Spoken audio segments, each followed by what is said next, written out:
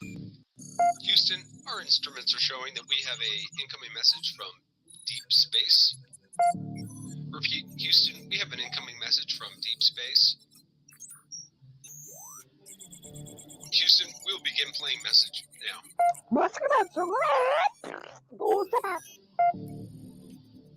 Houston, we're going to try and translate that up here. Hold for translation. Translation complete. We'll begin playing message now. Hey, it's me, Melissa. What do you do when the aliens invade? Take a shot of MK Ultra and watch Melissa Jade. Put on your tinfoil hat and tune right in. We got their crime spree, flat earth theories, government conspiracies, a complex Mandela effects, unidentified objects, a mind expanding, fake moon landing, what it all bends understanding. It's me, Melissa. It's me, Melissa. Aliens is on the sun or in Area 51. Time travels, unravels, haunted castles, cops are baffled, potential experimental thoughts that make you transcendental. It's me, Melissa. It's me, Melissa. Crime sprees, flat earth theories, government conspiracies, complex Mandela effects, unidentified objects, a mind expanding, fake moon landing, what it all bends understanding. It's me, Melissa. It's me, Melissa.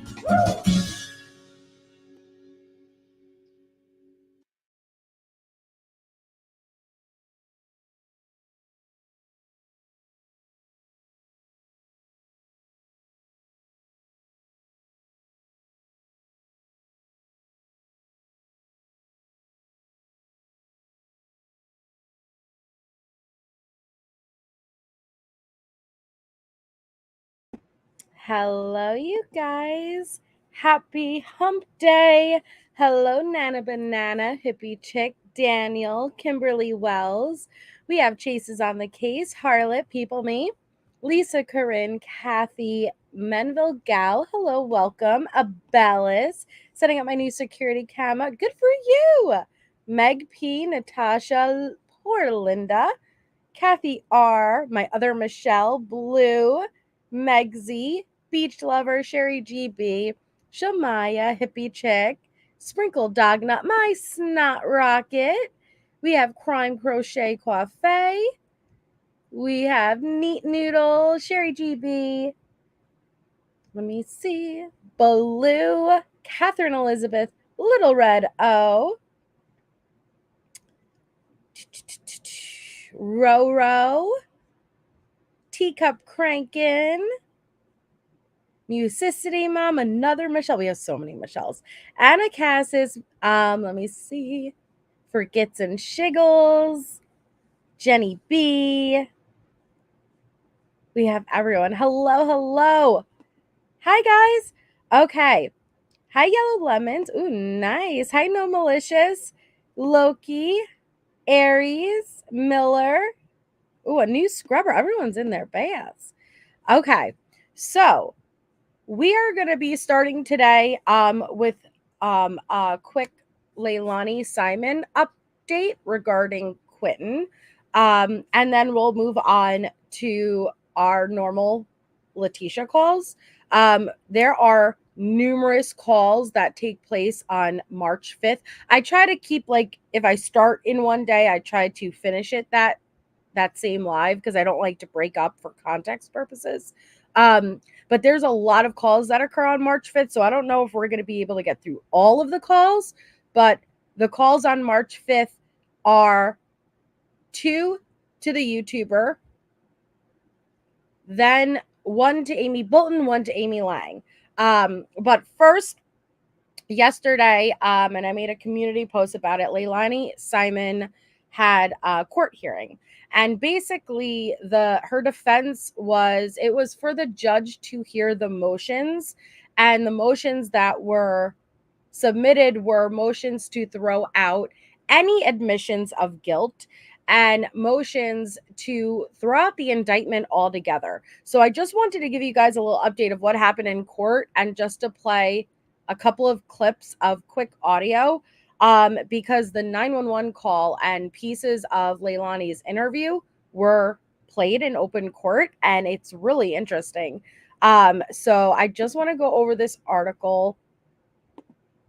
Let me see.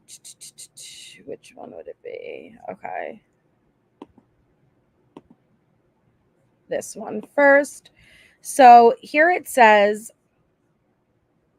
Leilani Simon looks to keep the 911 calls and police interviews out of court. And the full court hearing is available for anybody who wants to watch. I highly suggest you do. But it reads that frantic 911 calls and numerous police interviews were played in court as a mother whose young toddler was found in a landfill fights to keep them out of trial. Now, I told you guys, Quentin and Gannon hold a very special place in my heart. I don't know what it is about these boys, but there's just something with them that it's, of course, you need to separate yourself as a creator when covering true crime cases because it's heavy. But with Quentin and Gannon, they have very much the same energy to me. They have very much the same energy. And there was something different about them. I don't know how to explain it. So if you have followed Gannon and you're not familiar with Quentin, this baby boy, his face and his eyes are just something that will melt your heart. It's a shame what happened to him. So Leilani Simon sits next to her attorneys at a hearing. Leilani is charged with the murder of her 20-month-old son, Quentin, who was reported missing on October 5th, 2022. Quentin's body was discovered in a landfill near Savannah more than a month later on November 18th. Days later, Leilani was charged with murder. In the days and weeks after reporting her son's disappearance, Leilani gave a number of interviews to the police and FBI. Her attorneys have asked a judge not to allow the recordings to be entered into evidence at trial, arguing that the statements were not given willingly. But prosecutors say that Leilani was chatty and wanted to talk to police from the very beginning. At a hearing on the issue on Tuesday, prosecutors argued that it was the defendant who drew law enforcement to her residence by making a false report. She brought the police detective on herself to misrepresent what she had done. This undated photo provided by the Chatham County Police Department shows toddler Quentin Simon. And look at that. Look at that precious baby boy's face. He is so photogenic. He has so many different photos that there's one with his hair slicked back. He is just, those eyes, you will melt. Like, he's a cutie, okay? And it says Leilani and her boyfriend called 911 to report the child missing on the morning of October 5th, 2022. The 911 call played in court on Tuesday included Leilani wailing in the background and telling the operator, "I can't find my son. I can't find my 1-year-old son." During the call, Leilani and her boyfriend tell the dispatcher that they found the front door open and that the child must have been abducted. Parts of 4 separate interviews that Leilani did with police were played in court, highlighting her story, which evolved from her saying that she was at home and in bed at midnight before discovering Quentin was missing at 9 a.m.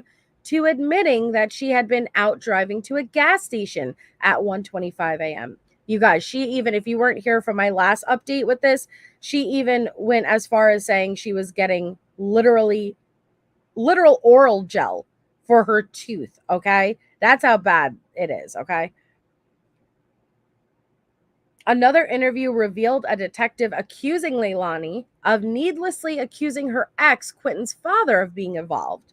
Leilani's attorney said that she tried to invoke her right to an attorney at least once during the interviews. She can be heard repeatedly denying any involvement in her son's disappearance throughout the recordings, telling detectives at one point, "If I did something, y'all would have found it." According to an indictment filed in this case, detectives believe that Leilani killed Quentin on the morning of October 5th by assaulting him with an unknown object before leaving his body in a dumpster outside of a trailer park near her home. So I wanted to play for you guys the 911 audio that they played in open court today. So let me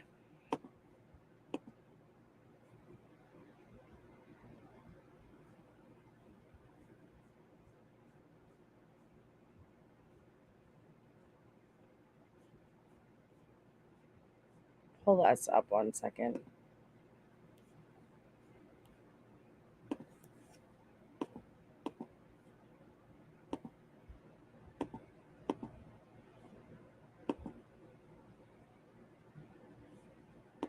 Okay. All right. So I just want to play this 911 audio for you guys. What she did to him, Riley. Justice will come for Quentin too. So let me play this.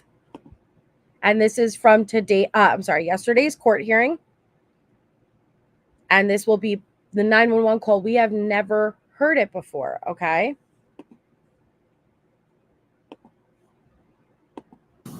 Time 38:37 seconds, October 5, 2022.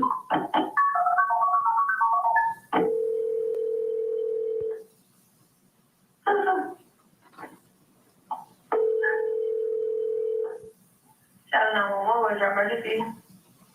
Yeah, I'm just coming 535 Buck Halter Road, we believe from kidnapped. 535 Walker? Yeah. Did you say someone been kidnapped? Yeah, we.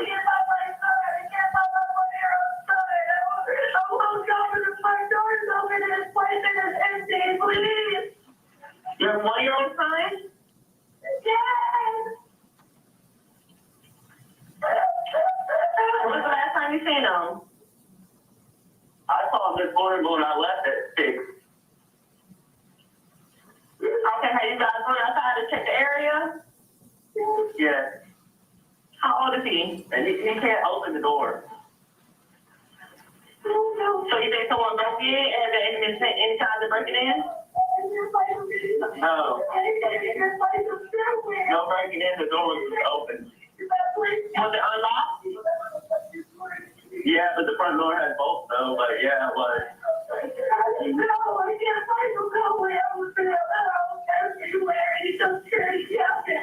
Okay. Give me a description on him. Give me a description. He's, like,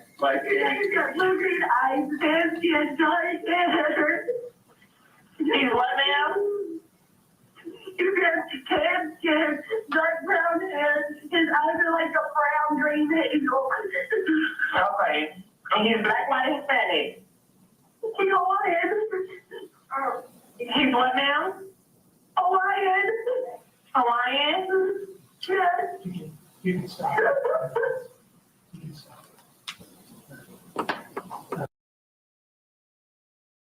Now, I am triggered listening to that because if you aren't familiar with the case and you weren't here a few weeks ago when we last went over her court hearing and I read out to you guys the charges, all 19 of them,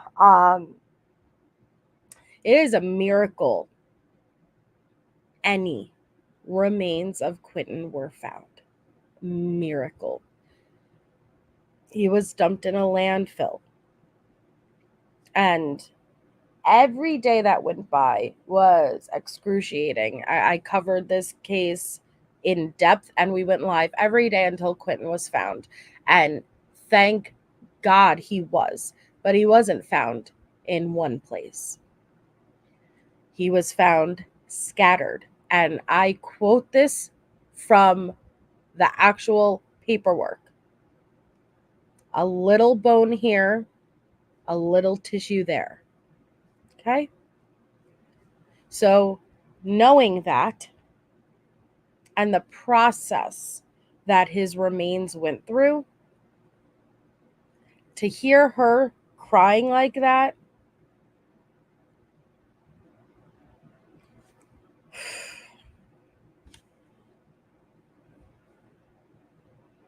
and she was on YouTube Lives because her mother, who took the stand yesterday,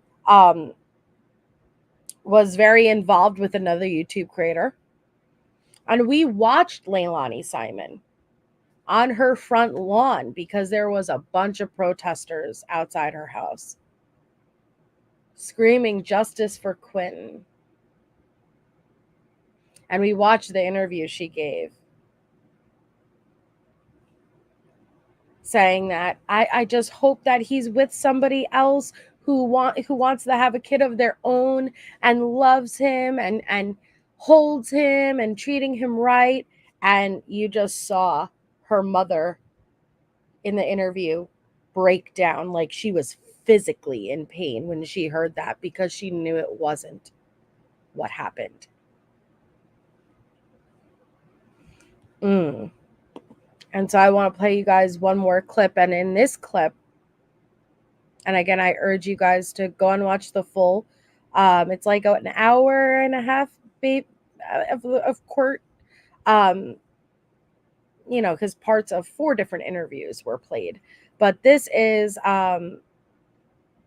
one of the interviews that Leilani gave with authorities. So when's the last time you saw your son? When I went to bed last night. And what time was that? Do you remember? Around 12. 12? Okay. 12 when I went to bed. I had my wisdom teeth removed yesterday. I'm sorry, that's it. So I went to bed kind of late. I get you. Listen, I had enough too. So I got up this morning about 9. About 9? And my front door is open, so I went up and I shut it, not thinking about anything like that. And I look over and check on my kids, and he was gone. All the rest were there. He was gone. But that isn't what happened at all. And then this is the last clip, because this was an interesting piece that we found out that weeks before Quentin's murder, Leilani was in a drug recovery program. Now, we know that Leilani struggled with drugs. All 3 of her children were born dependent on drugs. Don't ask me how she had custody of them or how that 3rd baby left the hospital with her. Failure of the system. But just want to play this one more clip.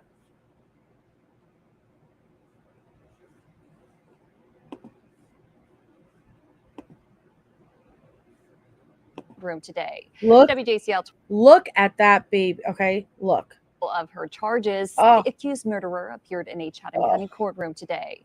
WJCL 22 News' Andy Cole is joining us live from outside that courthouse. And Andy, walk us through what happened. Yeah, Brooke, today's hearing covered the motion to squash the subpoena to get Leilani's journals. And they also heard arguments on the defense's motion to get rid of a few indictments, several charges on the indictment. Now, today, Leilani's lawyers began the motions hearing by calling Leilani's mother, Billie Jo Howell, to the witness stand. In her testimony, Howell admitted her daughter, Leilani Simon, had been in a drug recovery home for 3 weeks leading up to Quentin's murder back in October 2022. Howell said she turned over 7 journals to the court that she claimed she never knew existed before the subpoena. Howell also testified that her daughter told her she uses writing as a way to work through grief. The judge also heard arguments for the defenses over their motions to throw out the murder and some false reporting charges. No judgments were made today. Judge Stauch says she will take time to deliberate over these arguments and make a decision in sometime soon. We will, of course, be on top of that. For now, in Savannah, I'm Andy Colt, WJCL 22 News. All right, Andy, thank you so much for that report.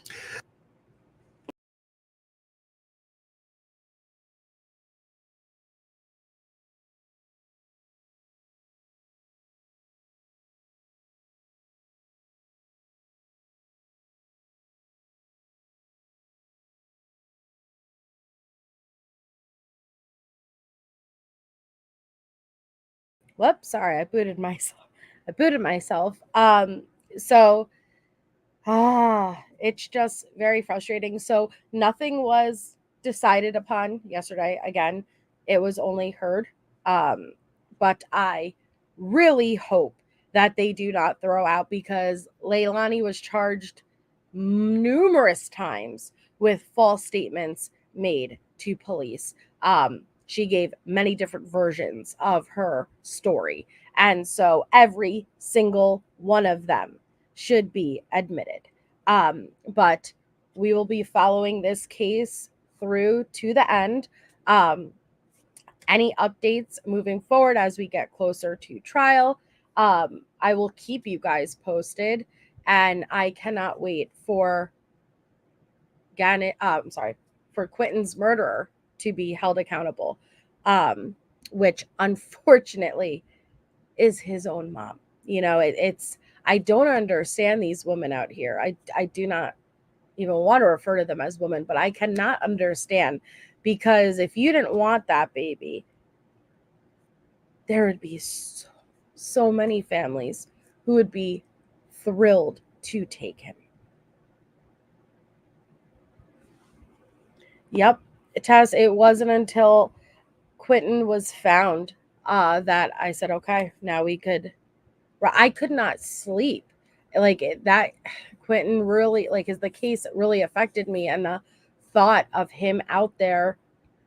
And that's what I'm saying. I'm just so damn appreciative that even partial of his remains were found. Billy Joe did not have full legal custody at that point. It seems messy, and I still don't have complete clarification on how it was, but there was some type of agreement. There was some type of legal paperwork, but I do not believe she had full legal custody at that point. I do know Leilani wasn't supposed to be left alone with them. But, right, crime crochet. It's, and unfortunately, similar to Gannon, I don't believe Quentin's truth will ever be fully known, because just like Gannon,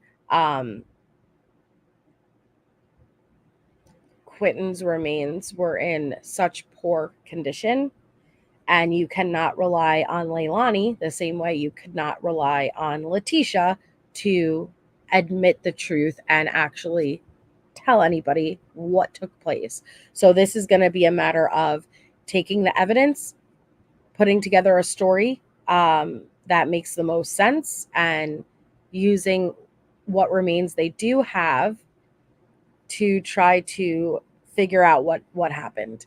Hi, Vanessa J. Hippie chick. Quentin was the middle child. She had an older son. Ooh, I forgot how old he was. Maybe like 4-ish, 5, if I remember correctly. And then Sky, the youngest, who was a baby, months old. Hey, Wolfie. So, yeah, she had 3. That's what I'm saying. 3, all born on drugs.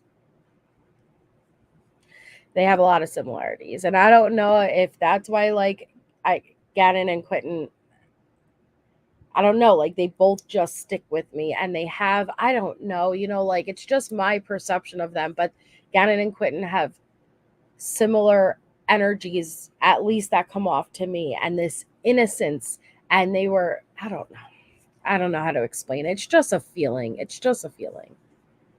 No, all 3 different fathers.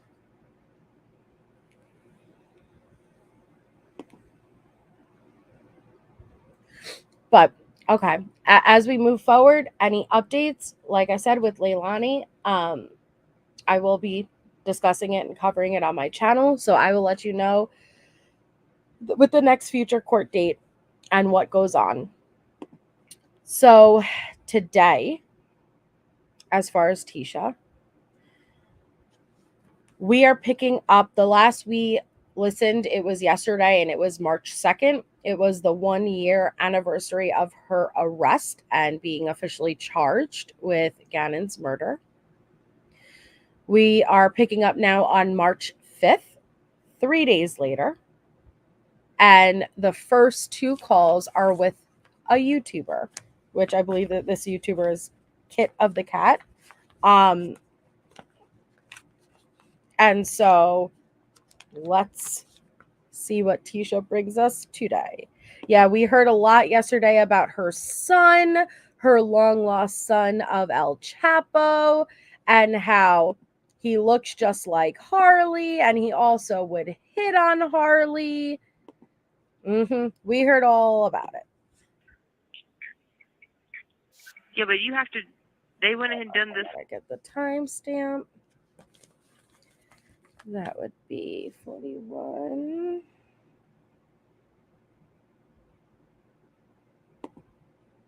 Just because he's in the military, like who cares?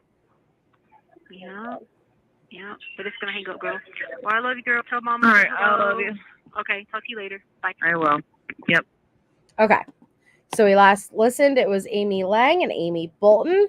Now we're picking up, and it's March 5th, 3 days later, and it is with the Kit Kat, with the tick. Oh my God, with the YouTuber Kit Kat. Sorry, my brain's not functioning. There we go. So let's do it. Yeah. Thank you for using. Letecia. Hey, how are you doing? I'm okay. Hanging in there. Hanging in there. My dad started his treatment. Oh, did he? Yeah. Oh, that's gotta be tough. Yeah, it is. You know, I have no help. You know, it's just me, but I wouldn't have it any other way. You know what I mean? Oh, yeah, I understand. Because you don't have any more siblings, right? No, I got a brother, but he don't help me. Oh. And I got family members that cry about it, but then they don't contact him, you know? That's how it was with my grandpa and my uncle. And they both had cancer. And it was like... Again, let's make this about Tisha right off the bat, right? Well, that's just like me. I struggle to believe you did anything for anyone else, that you helped any family member struggling. I'm sorry, that's just the truth. People were upset about it, or they would call, but then, you know, they never could find the time to be like, donate an hour, you know what I mean, or something to help, you know? I know, right? You're complaining about, people can't even donate an hour to help with family. Bitch, you're talking smack about Aunt Brenda, who is literally covered in feces because she cannot take care of herself, living alone at the age she is post-surgery, which the risk of getting an infection with open wounds, girl, and you're talking shit with Harley about her instead of encouraging her to go and help. So when you look in the mirror, the person you see back is not at all the person that's reflecting. Yeah. Please, can I just real quick give you an opinion? About what? About your court? If it's about me representing myself, it's not what you think, so don't worry about No, it. I just want you to be careful. You know what I mean? I'm looking out for you in a sense. Oh, I'm not going to be But I don't. I'm not going to be representing myself long term, so don't worry about it. Okay, I don't want you to think I'm invading. I just wanted to say, oh no, Letecia. I don't want you to think I was invading. I just wanted to say, oh no. That was funny. I just wanted to give you some advice and let you know. I was like, oh no, Letecia. Don't you know her Spawn's father, the head of El Chapo, is going to come in, drop the big bucks, and start to represent her the way she deserves to be represented. She does? Okay, I wasn't familiar. I'll have to find her link. No, it's somebody thinks like it's some personal vendetta or something like that. But no, it puts me in control of my own ship, and I'm able to help someone else get the information they need to get their child. So that's the way. That's what I'm doing with it. What? Wait, back it up. Help somebody else get the information they need to get their child? What did she just say? Help someone else get the information they need to get their child. So help someone else get the information they need to get their child? What the fuck? What are you talking about? That's the way. That's what I'm doing with it. Okay. Yeah. You know, I can control my own ship with that. You know, and I can be careful about what I give and what I don't give. You know. No, we don't. Yeah. I'm not in your shoes, so I can't say, you know what I mean? I just know for me, I could. Well, even if she is referring to Landon there, great. Because we see how she's not helping Landon at all. Landon is desperately trying to get help to get Lena. And you are, nope. She should have taken up my offer. She should have, backup iCloud. I have a second iCloud with all this evidence, but I'm not willing to give any of it to Landon. So it's funny how, depending on who you talk to, you switch it up, right? Now to this YouTuber, you are literally dropping your defense and going this route to help Landon? Really? That's news to Landon. I'm not in your shoes, so I can't say, you know what I mean? I just know for me, I could never represent myself. I know nothing about criminal law. Well, she needs to get her kid. So, you know, at the end of the day, she does, because there's a lot she don't know, you know.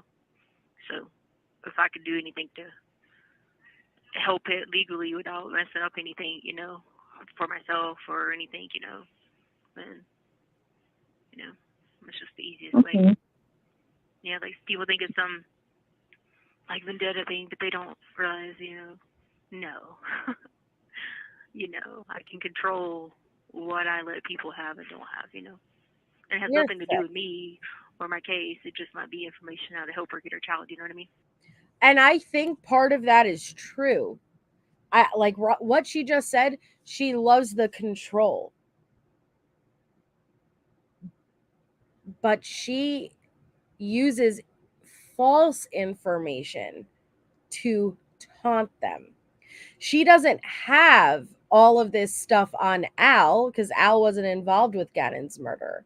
But do you see how she admits she likes to be able to have information? She likes to toy with them the same way she toyed with Al and said, you know, like, he's not there. Keep looking in all the spots. He's not in the snow. She knows where he is, right? And she would taunt him with it.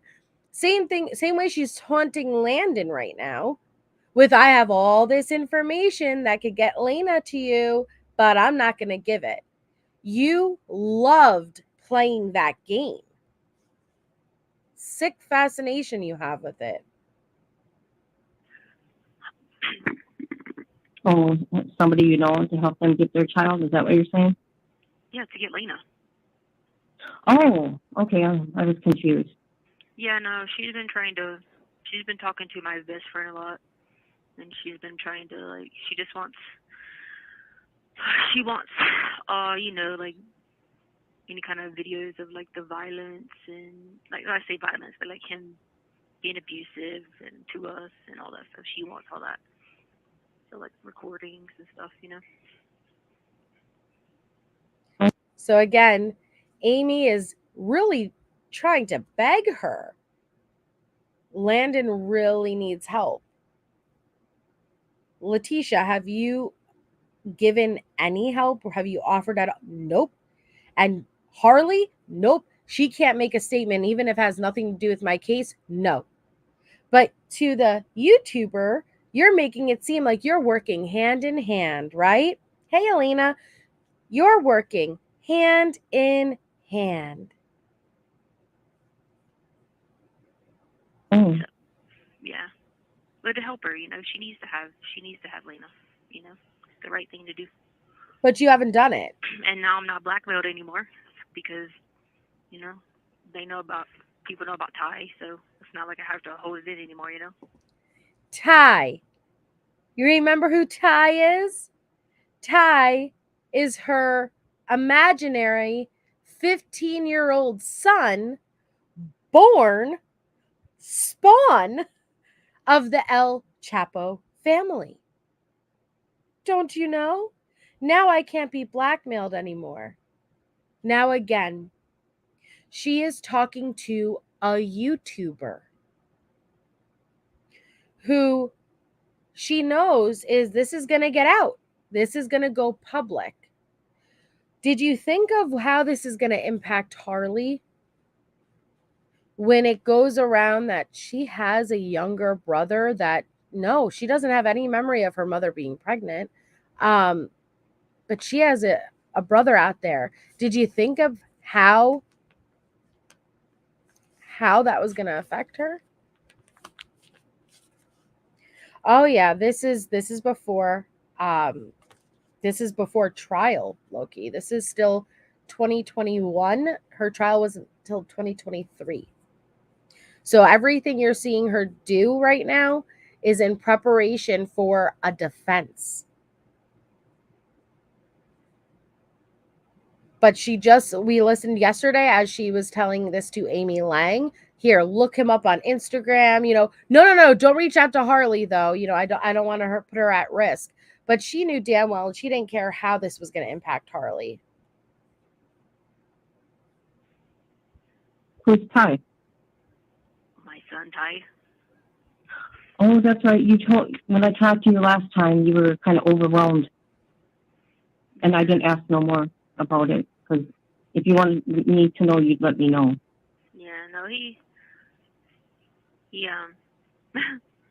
Have you met him? Oh, yeah.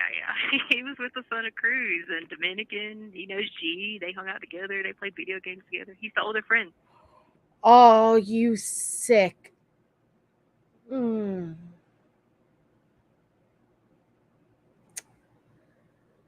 involve the victim. It really makes you want to cry, like for real. To involve Gannon. Because she did this with the pregnancy too, with the fake pregnancy. And she said Gannon knew about the pregnancy. Gannon was excited. Remember? Now you're doing this again. And you're saying that Gannon knew what you did to that boy. How you can do this even after. Oh, Gannon knew. Yep, Gannon and Ty played video games. They hung out. No, they didn't. This is the evil I'm talking about. I've never seen it. I've never seen this before. It's incredible to me how someone could be this evil.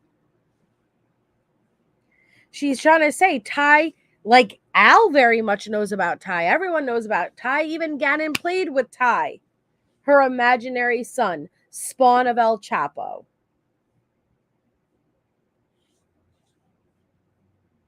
Dominican. He knows G. They hung out together. They played video games together. He's the older friend. Oh my God, really? Yeah. Oh wow. Yeah. That's crazy. I didn't know that. He's got a very famous last name, and his family is very prominent in the area. In Cianor, Mexico. So yeah. Wow. How are you doing otherwise? I'm okay. Oh my God, I was going crazy. I was thinking they were trying to, so I'm still, freaking out about this Chinese waterboarding that's going on in here. Huh? Wait, what? What? Hold on, I gotta go to the Googles. Hold on. Chinese waterboarding.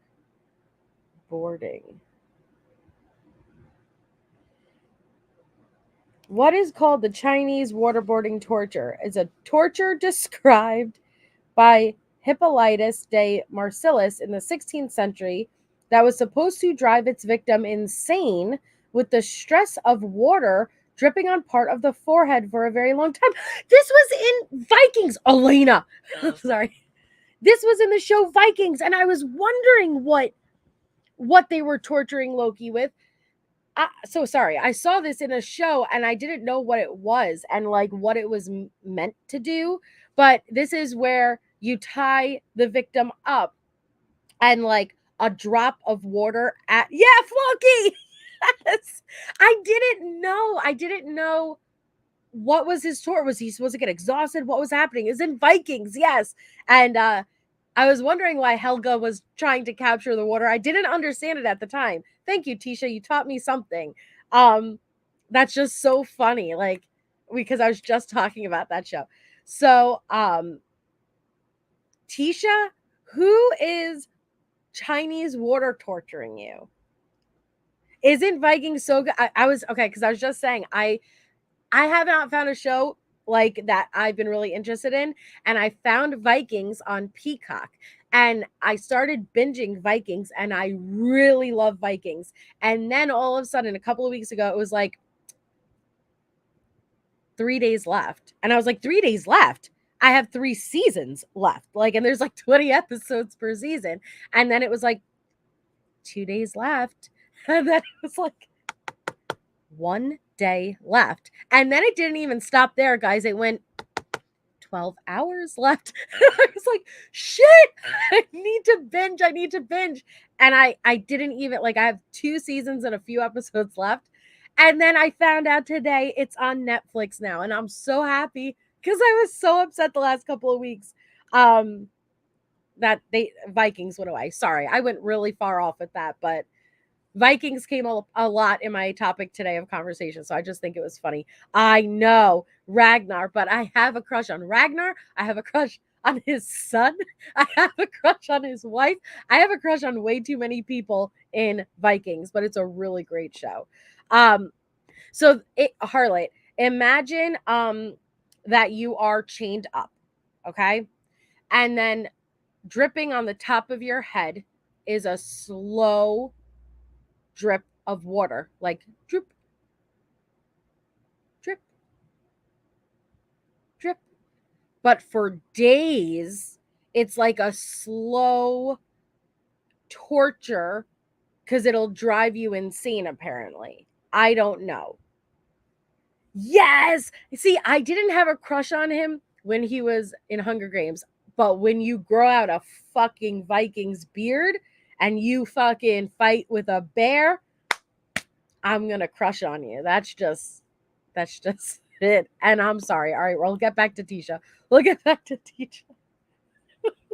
I went really far off there. Tisha wouldn't last one drip. It's true. But I don't know where she's going to with who is doing that to you in jail. Come on. Like so I'm still like freaking out about this Chinese waterboarding that's going on in here. Like everybody's getting Chinese waterboarded. But then I was in the courtroom and freaking 2 of my vampire friends followed me. And so I just tried to tell them. Hold on. It is called Chinese water torture. I don't know why she called it waterboarding, so I just called it waterboarding. But you're correct, Harlot. It's just Chinese water torture, not waterboarding. Of my vampire friends. Wait. Back it up. Like everybody's getting Chinese waterboarded. But then I was in the courtroom and freaking 2 of my vampire friends followed me. Not 1, but 2. 2 vampire friends followed her to court, okay? Do you guys understand how significant this is? Do you understand how serious this is? Not 1, but 2 friends of the vamp followed her to court. How she thought, like, for real, you're up against such significant murder charges. How did you think this was at all believable? That's amazing.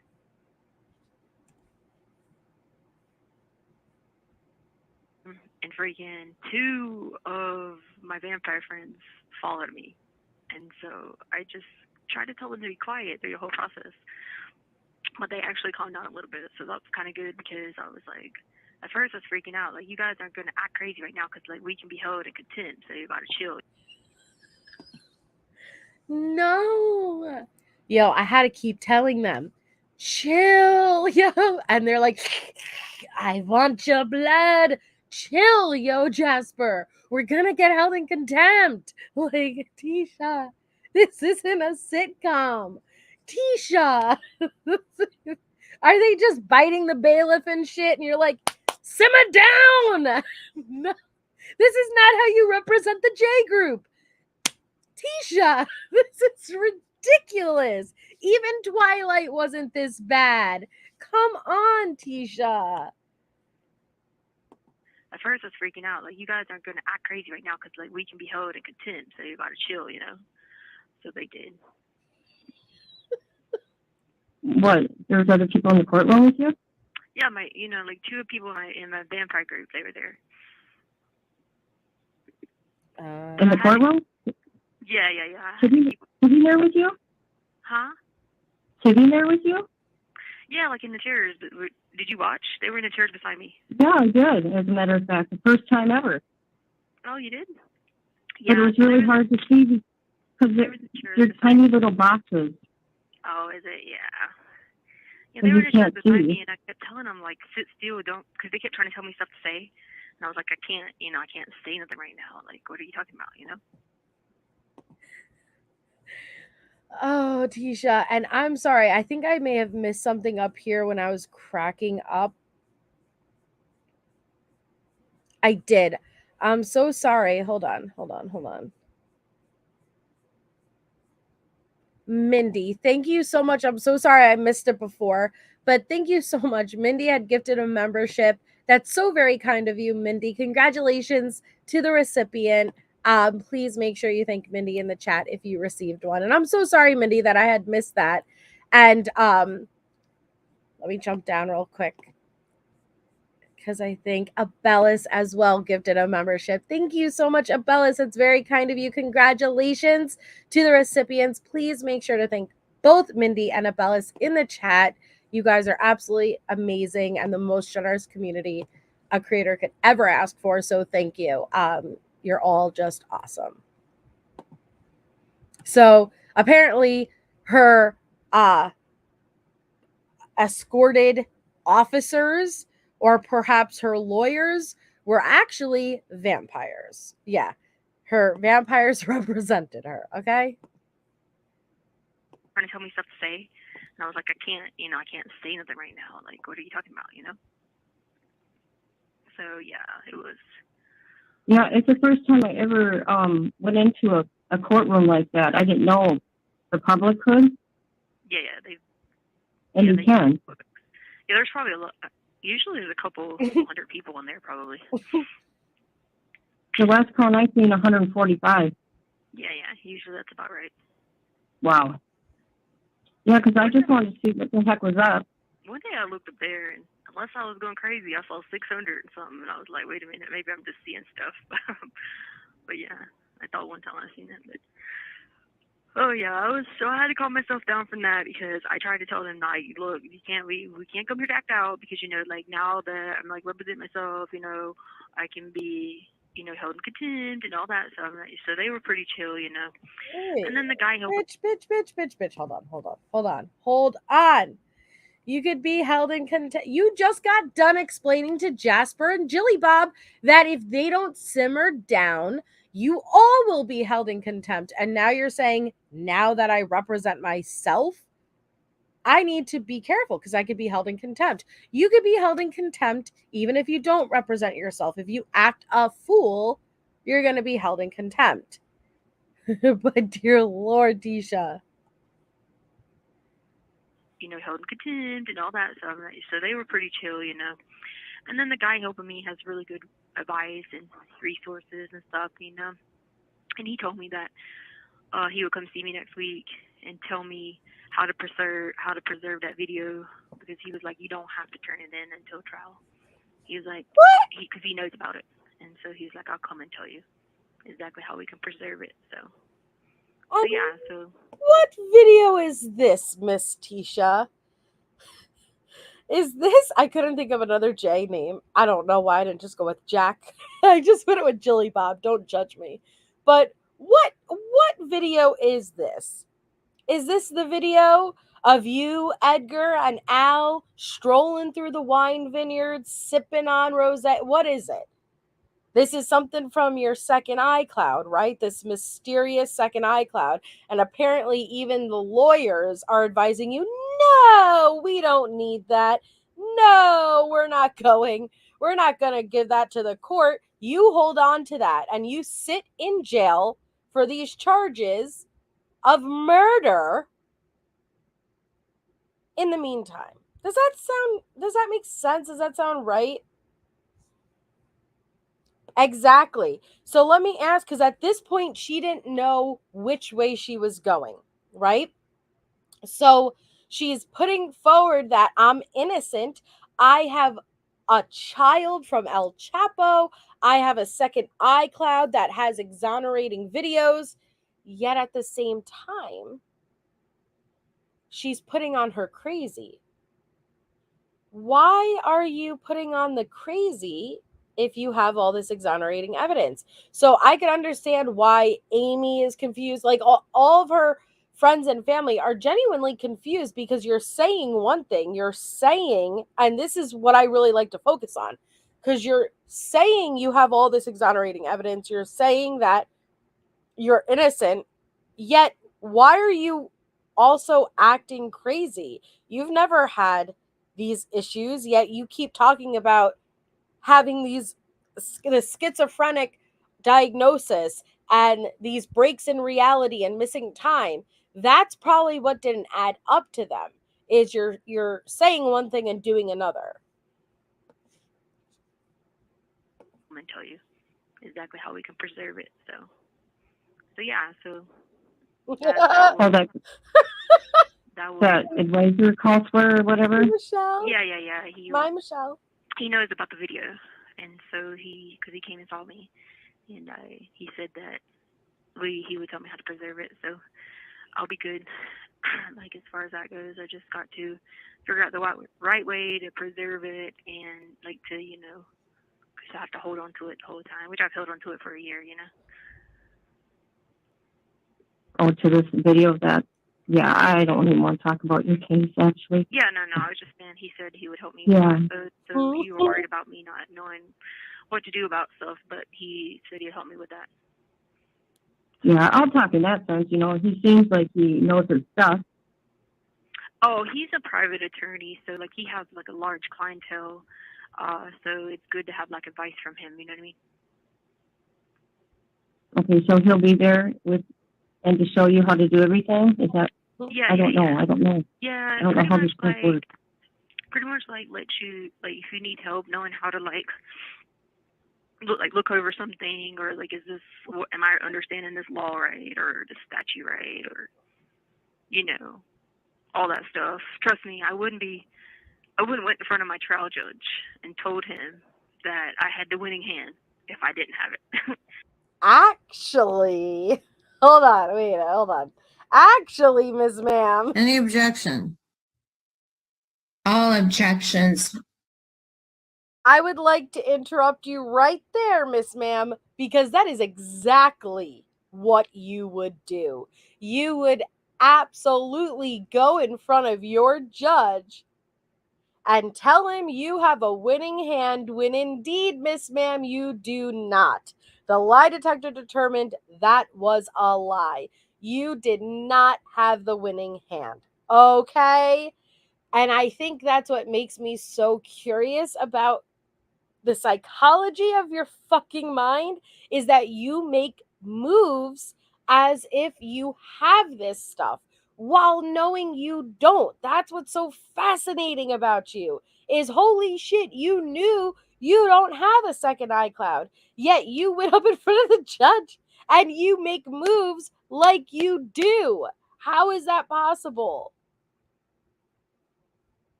I wouldn't. Like, that would be nonsense. He would, like, it would be, like, livid, you know what I mean? So, yeah. No. And there's no expert going to be able to throw out, the video. Yeah, they can, argue, like, oh, who's this person? Who's that person? But it doesn't matter. It doesn't?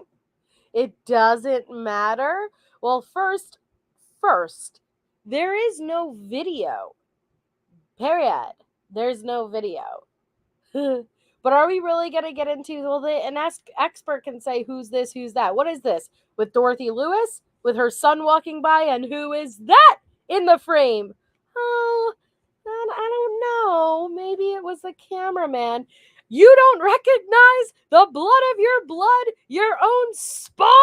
You guys remember that moment? So yeah, it's not about, who's this, who's that? You don't even have a video.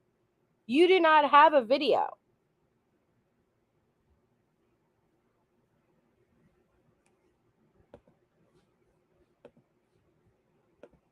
As long as I try to prove that I'm innocent, that's it. So that's what I'm going to do. Okay. So yeah, he'll help with that. And he also has like some experience dealing with people like have schizophrenia and stuff. So he's very like patient, and so I like that. Because I'm not going to. His name is like Tortellini or something like that. Oh, Tortellini. My dad's doctor's Tortellini. It's stuck in my head. Yeah. What is it? Tortellini. Oh, Tortellini. I think Tortellini. Oh my God. I'm sure he probably hears that sometimes, but yeah. Well, it's just funny because my dad's cancer doctor is Tortellini. It's stuck in my head. I see. Yeah, so I'm not going to be able to take my other meds, because I have to go to the law library between like midnight and 4 a.m. Those will be the times they'll let me go because of my classification. So I just won't be able to take any more meds, because it'd just be impossible to take them and be able to function, from that type of hours. You know what I mean? Is it? I'm sorry. Is it court? Jesus. Thank you, Michelle Furler. Love from Australia. That's very sweet of you and kind of you. Thank you so very much. So here we are. She's taking med. No, I didn't, Little Red. I apologize. Let me go up. Hold on. Let me see. I see a ship plunger. I see a ship plunger from the mouth. Comment.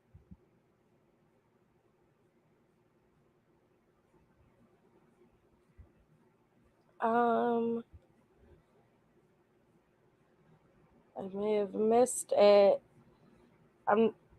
I read 2 chapters of the new book about her trial. It's so good. Things we did not hear in the book. I'm not sure which evidence. It's by Free Willy. Jesus.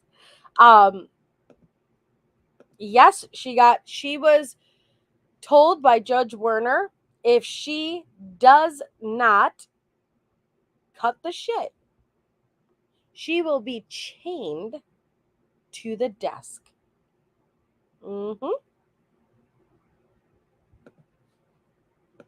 Nightmare meds and my sleepwalking meds and stuff like that, which if I'm awake, I don't have to worry about sleepwalking. So is it court ordered that you get to go to the library at those weird hours? No, it's court ordered that I get to go, but the weird hours are based upon the fact that my classification is I'm a seg, which means I'm segregated, which means I have to go by myself, because I'm not allowed to go anywhere around people or with people or anything like that. So if I even walk in the hallways when I go to court and stuff, they either put the jail on lockdown or the ward on lockdown, or they clear everything and people have to hide in corners and all kinds of stuff. It's a little dramatic, but whatever. So because of that, I have to go. Is it dramatic though, Letecia? You are charged with murdering a child.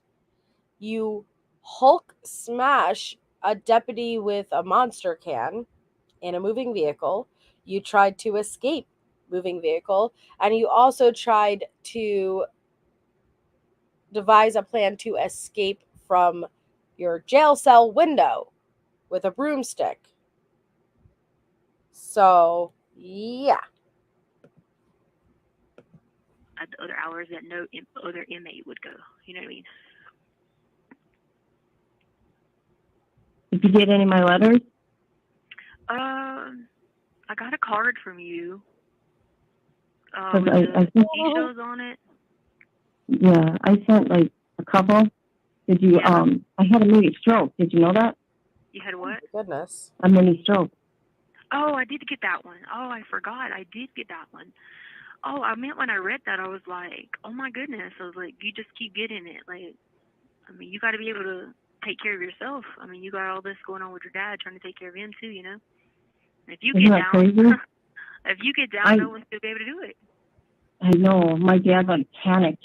I could see the worry in his eyes in the sense of, oh my God, if I don't have me or her, what am I going to do? And I said, Dad, I'll be okay. It's just my hearing that went in my right ear.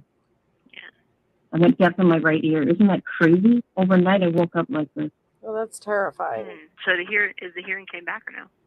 No, it's not coming back. The nerve is damaged to the brain, and yeah, I see some good specialists here, but they're really good, and they're helping me deal with the fact I lost the sense.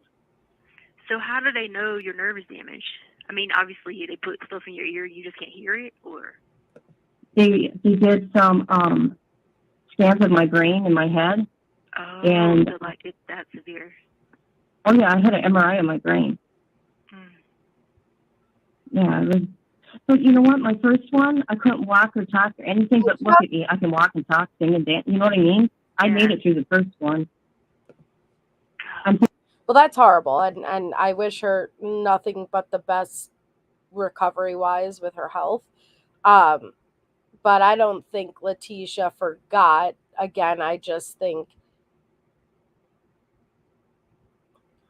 the purpose of her talking with people is not to get. It's, well, to take, yes, but she's just trying to push narratives and get out there.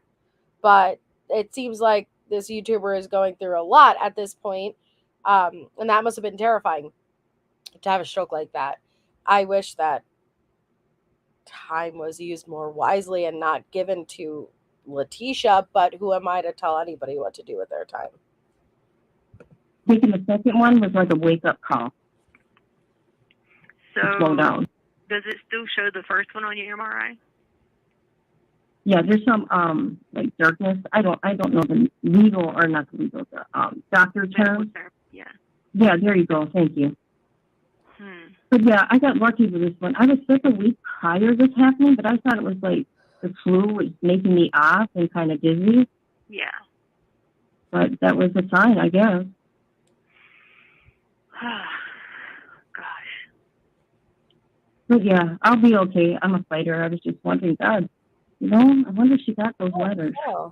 Yeah, I remember I did get that. I had got so much is like my brain is just operating in so many different directions, and you know, I just go like so stir crazy. You have 1 minute remaining. Sometimes I can't keep up with certain things, so this will help me focus having all this paperwork to read and stuff like that. You know what I mean? So. Will somebody be by your side to help you understand all this? No, I don't need that for any of this paperwork. Huh? What?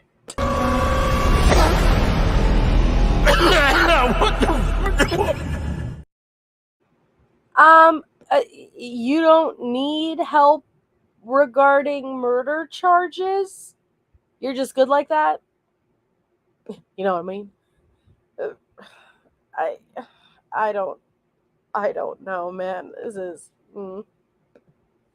I don't need any of that. Like, to be honest with you, I'm reading it just to read it so I know what be said, what'll be said. But my video can't be beat. So I mean, I don't want to sound like cocky about it, but it's the truth. That's why I'm not like, I'm not stressed about it at all. I have no, I'm 100% sure no, so at least I can read it and know what's going on with the other stuff. So while I sit there and listen to all this, because I can't, can't give them anything until the end or whatever. So at least I'll know what they're saying. You know what I mean? No. Yeah. All right, well, this is going to hang up. Well, You hang in well, there you, with your dad. yeah, you, Thank you for using Global Tellink. Hello, my bestie. How's it going? Sorry, it just hung up. Bye. So the next call is with Amy Bolton, not to be mistaken for Amy Lang. Two different Amy's. And we'll probably get through both of these calls, even though these are two longer calls. That will probably the same amount of time as the YouTuber. But I want to get all the fifth calls done. So the first one is from Amy Bolton, and the next one's going to be Amy Lang. But they're all from the fifth. So I like to see how her energy changes. So remember everything she was just pushing to the YouTuber, everything she was just saying, where her mentality was at. Now let's listen to how she speaks to Amy Bolton, and then we'll listen to how she speaks to Amy Lang. Back to back to back calls, all on the same day. Thank you, Elena. That's very kind of you. Elena gifted a membership. Congratulations to whoever received it. Please show Elena love in the chat if you are the lucky recipient. Thank you, Elena. So here we go. Again, March 5th, she hangs up with the YouTuber and she picks up and she calls Amy Bolton.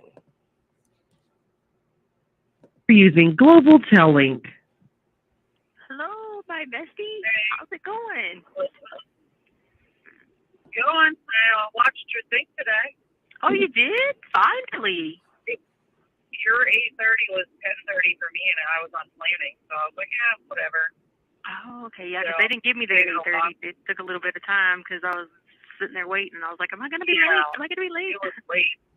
Yeah, it was definitely like, what, it didn't even start till like 9 or a little bit later, maybe. Yeah, because I kept asking the lady, I was like, am I going to get in trouble? Am I going to be late? She's like, no, you're good. You're good. And I was like, okay, cool. I like the advisor that you have. I'm glad he got paper copy for you because that was just bullshit that they were going to try to give it to you all electronically and only give you 2 hours a week. Really? Yeah, we already do that. So, Amy, this is why I wish you would have educated yourself with what was actually going on. Well, to be fair, she got that from court, but like, what is she eligible for, and what's going to change now that she dropped counsel? we just kind of went along with the show on that one. We already knew. Well, he got it for you, though. The judge said, yeah, I don't see why you can't give her paper. So I was like, okay, good. They finally did something for her.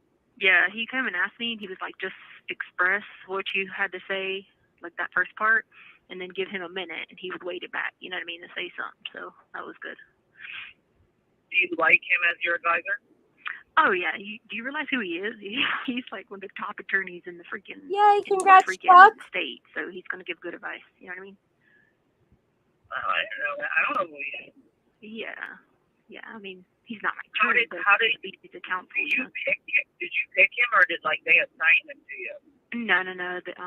The judge assigned him to me. Right, Little Red? He was really helpful because he knows about that video. Because he came and saw me, so I actually had an in-person visit. You know what I mean? So there we go.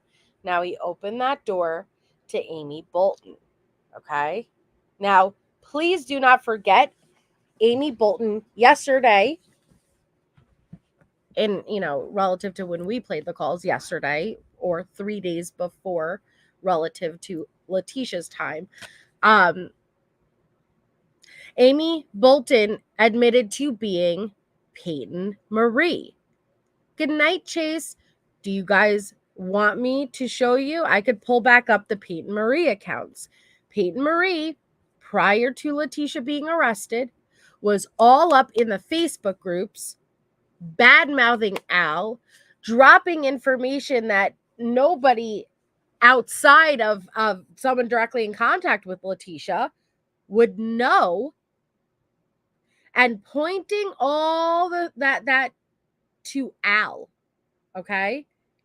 And I thought, so we heard it. So now it's a year later, And we hear Amy saying how Harley posted the photo of the necklace Landon gave her with Gannon's ashes. And so people started attacking on her, not liking it. Well, you know, Peyton Marie had to come out. So this is absolutely Amy's account. And if not Amy's at one point, Letecia's, and Amy got a hold of it. But I think it was just always Amy's account. And I thought it was really shady. So if you guys want me to pull up the few Peyton Marie messages, I will, just so you could see how devious this shit is. Hold on. You know what? I have it right here.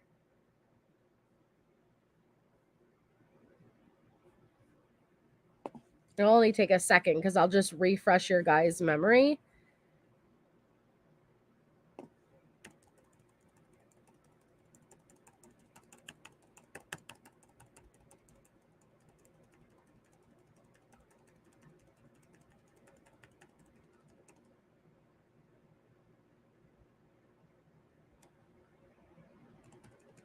Okay, hold on.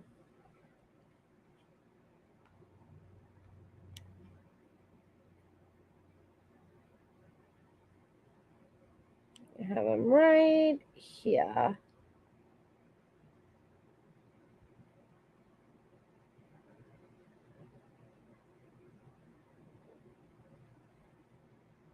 right, hold on. I'll play this for a minute while I pull them up. And so finally, and then so he just told me in the courtroom today when we were leaving, he was like, I'll come and see you next week. He said, and I'll talk to you about the processes that we'll need to take to preserve that video. And he was like, don't worry about it. You don't have to give you don't have to do anything with it until trial. He's like, but I'm going to tell you how to do it, the best way to do it, and that way you have it preserved. But he's already seen it? Yeah, he knows everything. Yeah, like, so he was like, well, I'll come and talk to you. Because he came to see you in person so you could show him everything. He came and saw me, yeah. Sorry. Why wouldn't the other person come to you, the old one? Well, because the public defender's office wouldn't let them come in person ever, because it was a law within their thing, and then they were still talking about, like, it could be July before they get vaccinated, and it was just a toxic situation because, you know, it was just so toxic because really and truly, I mean, the only person that was very helpful was Katie, but then everyone else, it was just like a very toxic thing, you know. You know, I had to like stay on them so much about stuff, and like, I mean, I had to be like, hey, will you go get the scheme stop footage? I mean, I had to.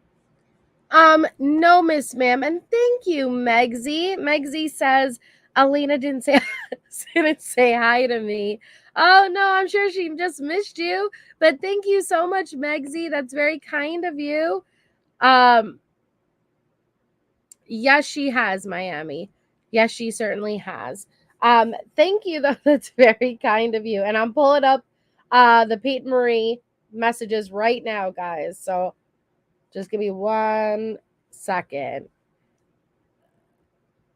Yep. He made an anonymous post on defense attorneys, and it was very moving. And I have that too, the article. And he spoke out and he said, my hardest case to represent, and he didn't drop her name, but it was absolutely about Letecia, you know, from Colorado. And basically he was explaining how we make an oath as defense attorneys, and it's not always easy.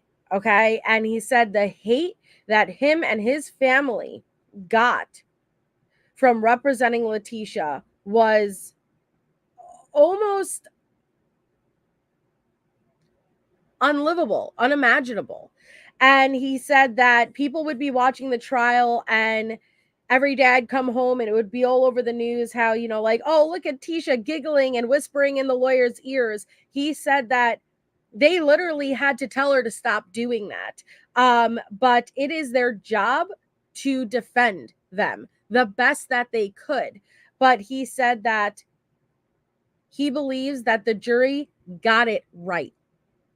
with this. The jury got it right. But he said what she did was horrific. Yeah, death threats, everything. I'll be honest, I was not happy watching the trial. And it wasn't really Tolini versus the other one that, like, I'd see Letecia giggling to and stuff. But they were there to do their job, and it wasn't easy, you know?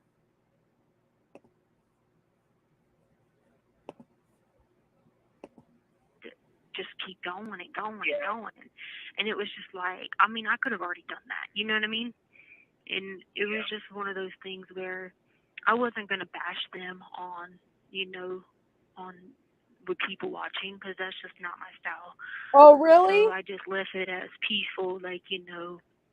But Judge Bain knew all the conflicts, because he got, I did a separate motion to him, and he saw that I had it documented all my conflicts that I had, but I wasn't going to explain to, you know, people on TV any conflicts. You know what I mean? Even though it was private, it really wasn't, because I was in this holding cell, and you could hear everybody in the holding cell that day I was with the Judge Bain. You know what I mean? Like, you could hear people 3 to 4 doors down. So I wasn't going to sit. Yeah, I wasn't going to sit there and go through all this with everybody listening and deputies outside, and it just wasn't professional to handle a conflict that way. So it was just too much. And then they just want to do things a specific way that I'm not okay with doing, because it's not my job to identify anybody in the video. It's not my job to prove anybody else.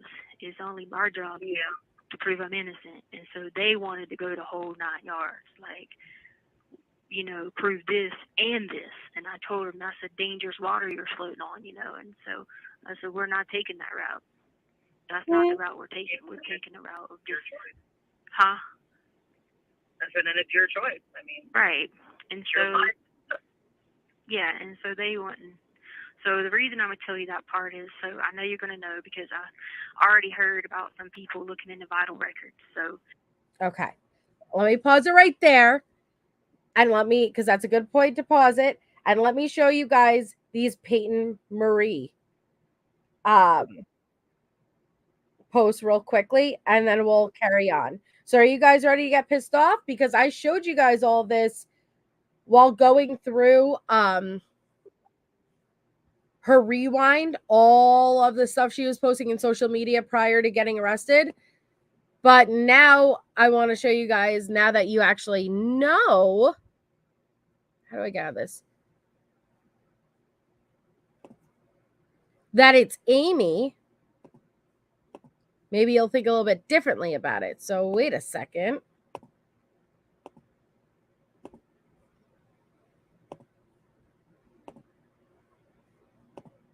Okay. So this is an actual post from Amy. I don't know if you can't, it's a blurry, you can't really see her photo, but this is just actually from Amy herself. And it says, this is a difficult time for my sister, for myself, and our entire family. Continued prayers are greatly appreciated. Likewise, we also appreciate all those who have and will continue to give financially to support my sister and her daughter, as they have had to live in various hotels as they are receiving death threats and harassment and bullying from the people actually stalking them. My sister's access to her bank account has been frozen, and her vehicle remains in police custody as part of an ongoing investigation. They continue to require funds for lodging, gas, funds, and other items required for daily living. To date, my sister and her daughter has not been given any funding from any fundraising efforts to support Gannon's family, although they both are an active part of Gannon's extended family as a stepmother and stepsister. Please feel free to donate to them via CashApp. CashApp me outside. How about that? Okay.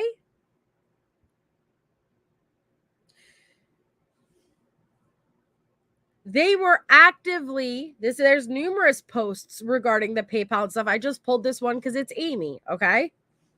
Now, ready for the Peyton Marie?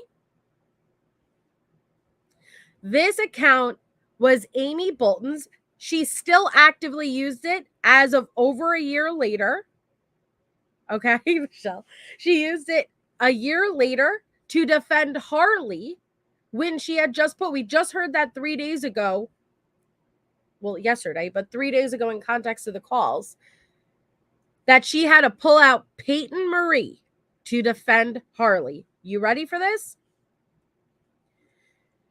These are in, please keep it in context. These are prior to Letecia being arrested, prior to her being charged with murder. I told you she was rampant in all the Facebook groups. And so this Peyton Marie account popped up and became even an admin of the Support T Stauch Facebook group. So ready? They definitely had lots of info, lots of it, and told her she was covering for her pimp and so many other illegal searches. Like a pimp? What the fuck? Not to mention, it's bad enough for everyone to live this nightmare, but then for someone to get a ransom text, but no reward is offered? The recent Snapchat of Gannon, still no reward, and keep telling the family they don't know where the body is? Truth is, Gannon is out there, and they are searching in the snow. He is with someone, not in the snow. They dropped the ball on so many levels. Prior, yes, this is Peyton Marie. This is prior to Letecia being arrested, so also prior to Gannon being found. Gannon's body wasn't found until over 2 weeks after Letecia got arrested. Hey, meat feeds.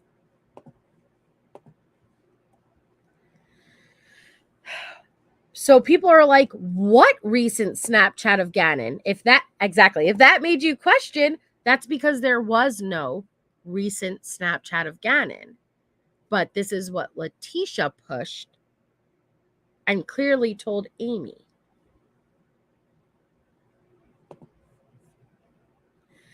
I agree. And he, meaning Al, will regret this. It will be his worst mistake ever. Someone said, I sent you a PM.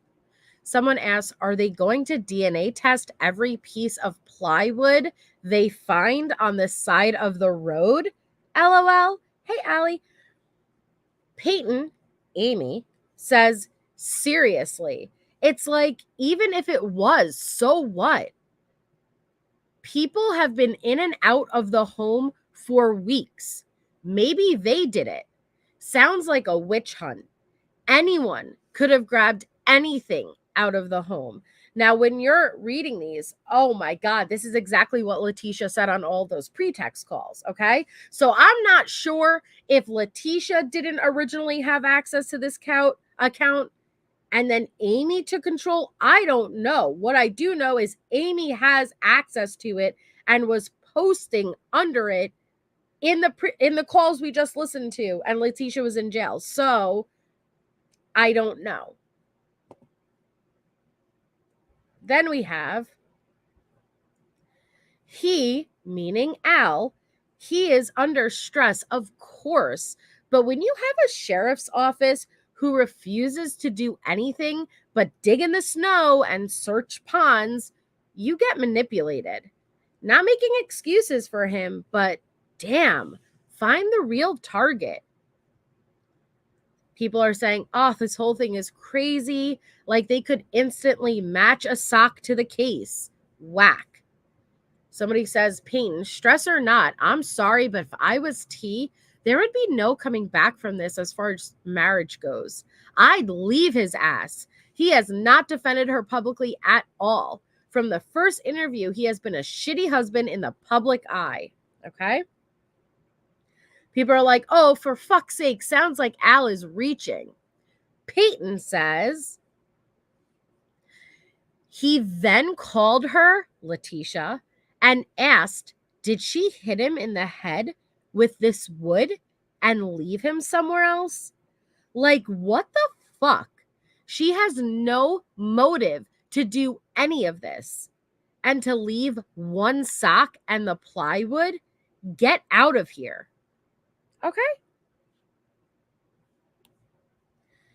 People are tagging her saying, are they done searching? Sounds like they didn't find much. What time is it in Colorado? Peyton says 5:13. So here you go. As you can see, admin, because Peyton Marie became an admin of the Support Tisha Stauch group. And please do not forget, in the actual case files we've gone through, they acknowledge Letecia using fake accounts to go into this specific group. It may have been Letecia at the time that these were posted, but Amy had access to this account and she was still posting under it after Letecia's arrest. So she writes, so Al calls T and asks her about a sock and a piece of wood found beside the road on the search. Sure, big guy, try again. Maybe you put the sock there since you have been in and out of the crime scene. Or maybe you are lying because cops tell people what they find, right? Wait, this is El Paso and they violate constitutional rights, so I'll give you that. How about you tell them you chopped your finger off in the garage and that Gannon got hurt one time while you were teaching him to use a box cutter? He sucks just like he did at softball. Cleaned blood in the garage was from you and your hobbies. Hashtag Gannon Strong.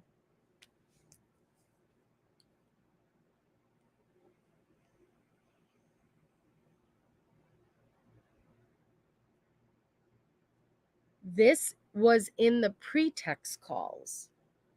They were not obviously released yet. How would this Peyton Marie have any idea that Al asked Letecia on those pretext calls, did you hit him with the wood? Was there an accident? What's going on? So that's why it was very obvious this account was Tisha herself or someone who spoke to Tisha and had the information. But again, Amy Bolton had access to this account after Letecia was arrested and was posting on it a year later. So let me go ahead and clear this up. T was questioned illegally, but still for 11 hours and then slept for 5. So you can ask the police, Al, or anyone at the home, you know, the one that there was a crime scene with people living in it, where the, and it's cut off, so hold on. Yeah, I don't know. It was cut off. So people are asking, how do you know all this stuff? Peyton says, because I am filtering and recording everything for T and her family. Did Al say what size of sock? Peyton says, nope.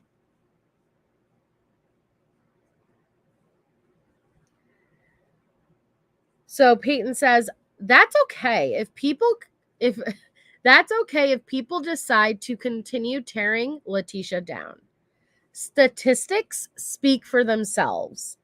Guilty people by now either move on or engage in erratic behaviors, including splurging or men, or sadly commit suicide. I think she is definitely one of the strongest people that I know to keep taking these punches, but I would too, to show my innocence. Okay? Tell me this isn't right. Like, so that tells me Tisha and Amy were in on it together, right? Because Amy had the login and password for this account and posted on it. We just heard her last night listening to the previous set of calls.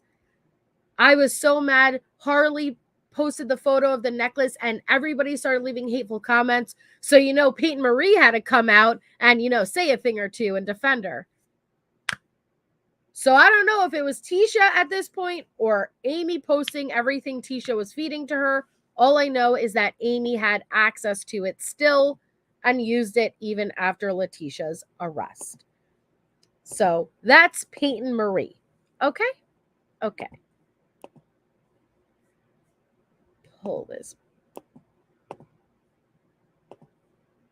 back up. All right. So let's continue with Amy Bolton. I know you're going to know because I already heard about some people looking into vital records. So when I tell you this, you're probably going to have your mouth drop. But looking into what record? Vital records. And Vital? I think so because somebody told me upstairs because they found out. I don't know what a vital record is. Okay, I'm about to tell you. Hold on. All right. So when Chance and I were together. No, hold the fuck up. What the fuck's a vital record? I was just as confused as you were, Amy. So before you spew a bunch of lies and bullshit on us, Letecia, back up a bit. What the fuck's a vital record? And maybe that does exist, but I've never heard of a vital record either. So Leticia's like, you're probably going to hear this when you look up my vital record. My what? Your what? No, she's not going to hear about this. You just want to push a lie on her. So just push it. No need to include all that shit. All right. So when Chance and I were together, I was going to tell you this a long time ago when we probably drink a wine, but we probably started talking about something crazier. So one night when Chance and I were, whatever, we separated for a while because I was going to school. Thank you, guys. All right. So I had another kid. His name is Ty. So Ty. Amy has known you for how long? And thank you, guys. Birth certificate. Thank you. Okay.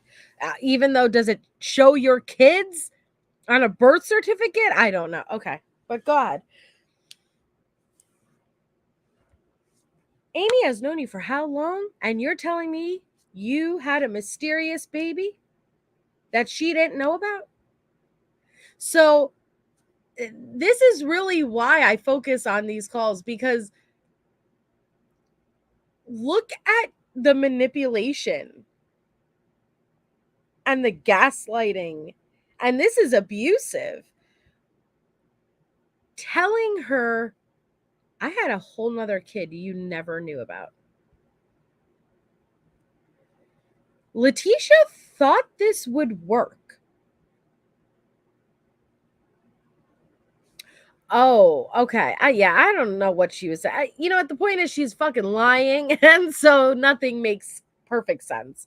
But she's literally telling her, you've known me like my whole life, and I had a whole nother kid that you knew nothing about.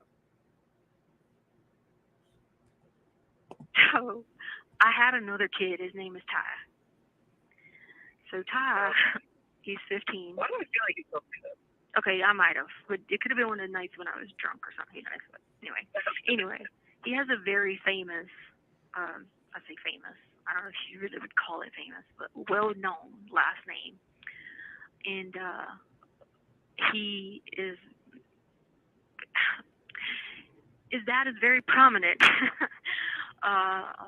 in the family business. And bitch, I'm sorry, but El Chapo, you know what kind of bitches they be rolling with? I'm sorry, but like for real, money, and they could get the best of the best. And you're telling me you want me to fucking believe, okay, as if the imaginary kid on its own wasn't ridiculous enough, but you want me to believe that this multi-millionaire was like Talento's Tisha? Fuck yeah. T cubed? You haven't. I would pay big bucks to be with T Cubed, Talento's Tisha. No. What the fuck do you have to offer? What, seriously?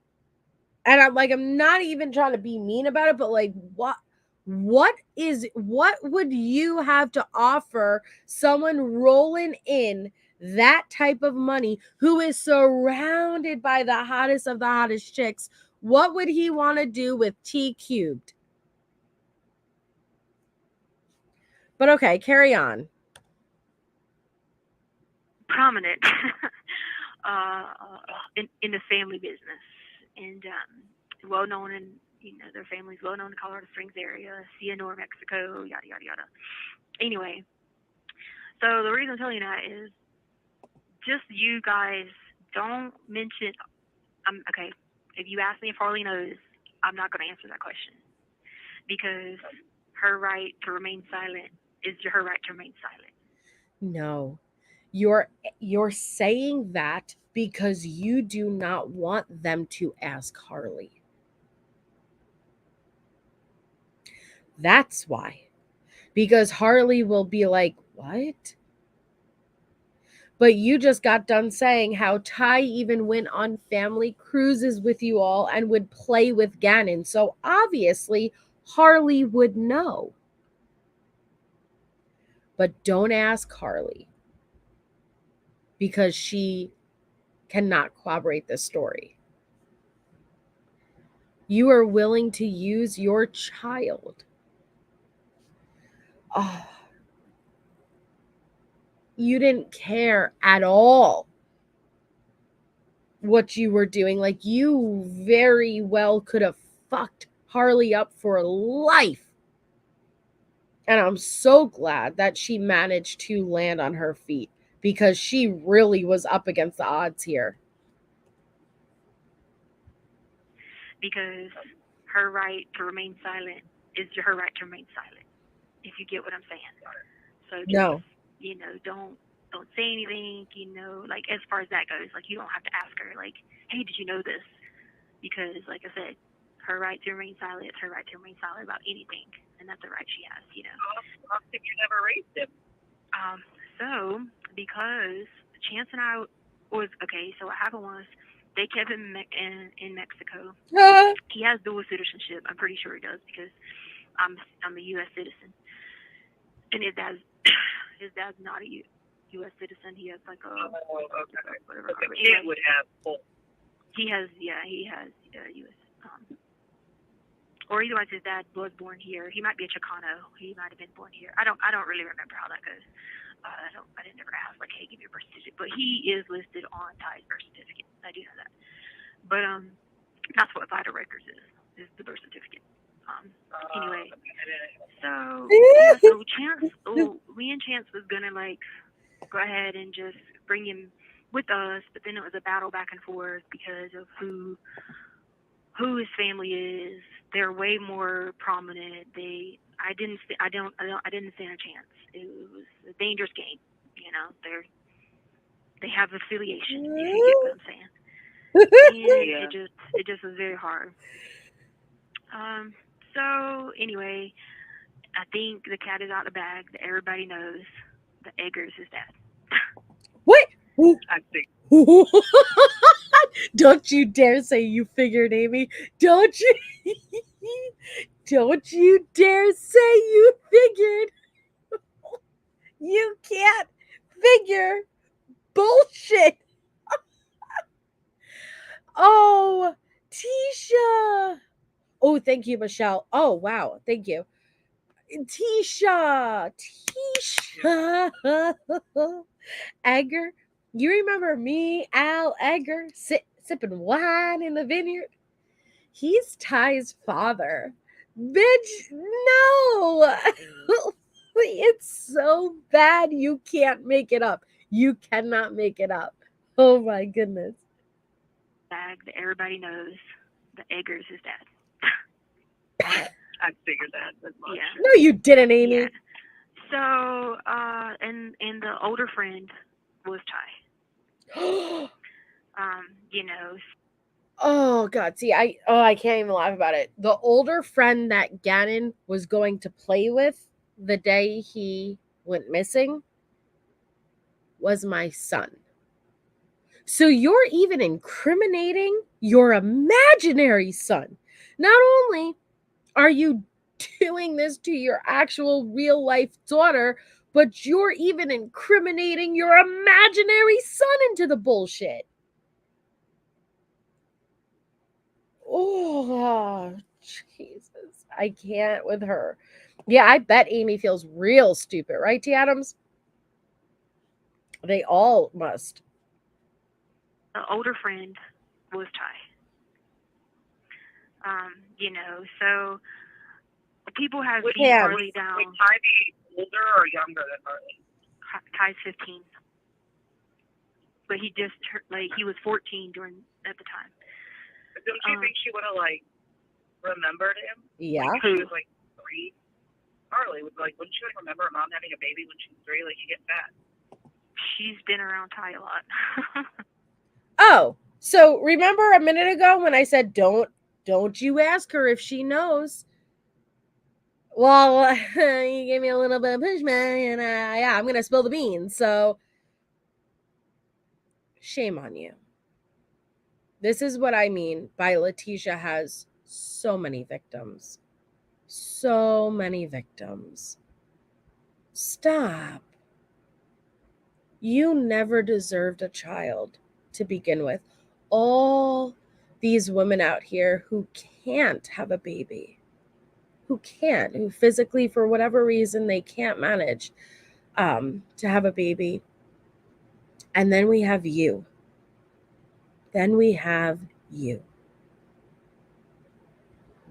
look what you did to not only someone else's, but look what you did to yours. She was just a pawn in this sick, twisted game of chess you're playing. But yeah, Amy, great logical question. Wouldn't she remember Mama having a baby and being pregnant? That's a great fucking question, Amy. Mom having a baby when she was 3, you get fat. She's been around Ty a lot. That's where I tell you her right to remain silent. Yeah. Yeah, and so anyway, where was I going? Oh yeah, so the older friend that was Ty, and people have beat Harley down about this, whatever. When she wasn't even the minor child was Ty. Oh. And so I'm so over that part because they don't realize, here I am, in a situation where, he's my biological child, you know what I'm saying? And he wasn't raised the way Harley was raised. So his lifestyle was, the kid has a freaking Beamer at 15. Once again, elevating herself up as a parent. We see her do this all the time. Ty wasn't raised the same way Harley was, meaning values and morals and hands-on parenting. Ty was spoiled, lived a completely different lifestyle. He has a freaking Beamer at 15. The lengths she goes to create these lies.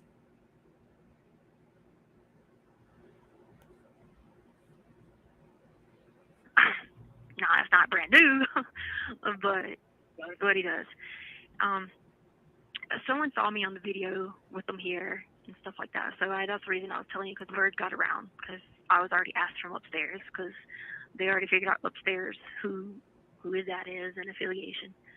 Did they let them come visit you? Who? I've video chatted with them. I video chatted. Okay. I was wondering if there are a lot of companies that you don't get visitors yet. No. Yeah, you can, but they open it back up. But I don't have family that lives here, so it's kind of pointless, That's why I've been trying to tell everybody to get on the videos. But I had a way that I was video chatting them without them knowing. I had a way. But now, that way, I think the person must have left or something. I'm not sure, but So what I had did was I had someone upstairs call on the tablet a few times because they get to use their tablets a lot because they're out so much. So I had them call on the tablet and I have them, you know, talk or whatever. And it's people who are the same affiliation. So they Convenient. So when they look in my history, there's not going to be any record of me doing a video visit with them, right? Because that would be easy to debunk. So I'm conveniently going to say that I had other people do it and I got around the system, aka no evidence whatsoever. ain't gonna go, you know, snitching or nothing like that. But yeah, so. If he has money, why doesn't he help you? Like, are you going to ask for Great bonds or question. anything? Well, so remember I told you a while back that I had a way to pay for an attorney. That's my way. Yeah. However, the only thing is I proved my loyalty in the terms of, like, you know, I'm not a snitch, obviously. But the video and all that stuff, he's a little, you know, concerned about, you know, what. And I said, it's not my job to prove anything other than, you see, obviously, it's not me. And that's what me and the guy talked about. And I said, that's as long as I do that, it's not my obligation to do anything else, you know.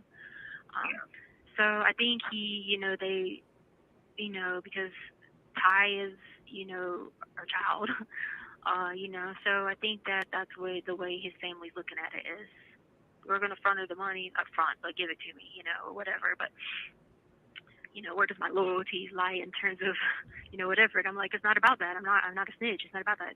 I'm being charged with crimes I didn't commit, and that's my only job is to prove that I didn't commit them. Now, keep in mind, go back to the last interaction she had with Aunt Katrina. She told Aunt Katrina she needs money and that she's going to have to do something that's not in her own best interest, that she's going to have to basically fuck around with the people who are accountable for Gannon's murder. And Aunt Katrina got very concerned because not only is she saying this type of stuff, at this point, she believes or wants to believe Letecia is innocent. So what'd she do?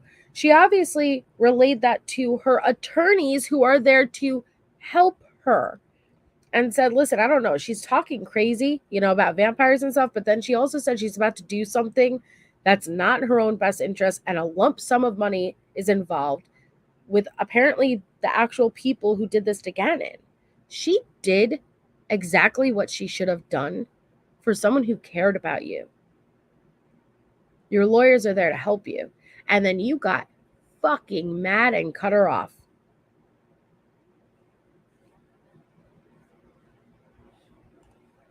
I'm being charged with crimes I didn't commit, and that's my only job is to prove that I didn't commit them. You know what I mean? It's not my job to do anything else. But I was going to say that. But they still have to find his killer. So I mean, I know that's not your. I know you care though about Gannon. Does she? That's what you're saying. That's the thing is they don't like. I mean, yeah, they could subpoena me later, you know, for something. But I mean, at the same time, I'll worry about that later. You're just trying to prove it's not me. Like I did not. It's clearly not me. Right. And you can see clearly. Then they gotta open their investigation over again. Right. You can see clearly 100%. You know, there's no shadow of a doubt it's me. There's no shadow of doubt it's me on the ground. There's no shadow of doubt. I got shot in the leg. There's no shadow of doubt. Like, you can't. You got shot in the leg? Where? Where in the leg did you get shot, Miss Ma'am? Where in the world were you even limping on all these interviews and videos we see of you? You got shot in the freaking leg, yet managed to never go and get treatment, never have a limp, no freaking bullet they had. This is better than Kennedy's and the magic bullet theory. Where the hell? Your bullet just doesn't exist. You got shot, yet it managed to not shoot you at the same time. That's incredible. Incredible. You're worse than a snitch. You want to know why? Because a snitch rolls over and gives the person that actually did it over to police. You know what's lower than a snitch? Somebody who's willing to roll over on themselves and throw innocent people like the victim's parents under the bus and make it seem like they did the crime you committed. No shot of doubt. I got shot in the leg. There's no shot of doubt. Like, you can't. I could get all that on video, dude. You can't, because Angelica, you know, she was having another purpose going on. You know, she was recording because she was like excited. Without me saying too much, I'll just leave it at she was excited. But like the phone gets knocked out of her hand, and when it does, it turns sideways. So it's still recording. It's just you have to turn your head sideways to look at the video, unless you like, you know, hit the little buttons that turns it or whatever. So yeah, and you know, I've had that this whole time, you know. Well, I had to get it from Angelica first, but it's like why does somebody have a video of the kid getting killed? Yeah, no, it was not. That was not the intent. Oh, you know, conveniently, you have a fucking video of Gannon being killed. That's real convenient, Letecia. And Amy has a very logical question here in a very non-logical situation. But why the hell would you even have a recording of a child being murdered? So go ahead, Tisha, weasel your way out of that one. Getting killed. Yeah, no, it was not. That was not the intent. It was a more of a, hey, oh my God, tell your mom you're okay type video. You know. How obvious was it that she just thought that up right on the spot? So after Gannon is gravely injured in, I don't know what scenario this would be, why would they be doing that to this baby boy? But then record him to say, hey, Mom, I'm okay. Did you even take any of the 23 hours out of the 24 hours a day in your cell to put any effort whatsoever into the lies you were going to push? Your life is on the line, you know, so if you were going to lie good, I'd expect it to be now. But did you even think ahead of time of any of this? Type video. Yeah. You have 1 minute remaining. Yeah. But that's not uncommon for people to have videos out. I mean, what? There's this guy upstairs that I know. He ended up getting a good situation because someone put out a cell phone recording something that happened for him. So, you know, it's kind of like one of those situations of those. But see, the phone was recording. Nobody knew something was going to happen to Gannon. It was just no. I mean, there's 15 minutes of the first part of the video is all good stuff.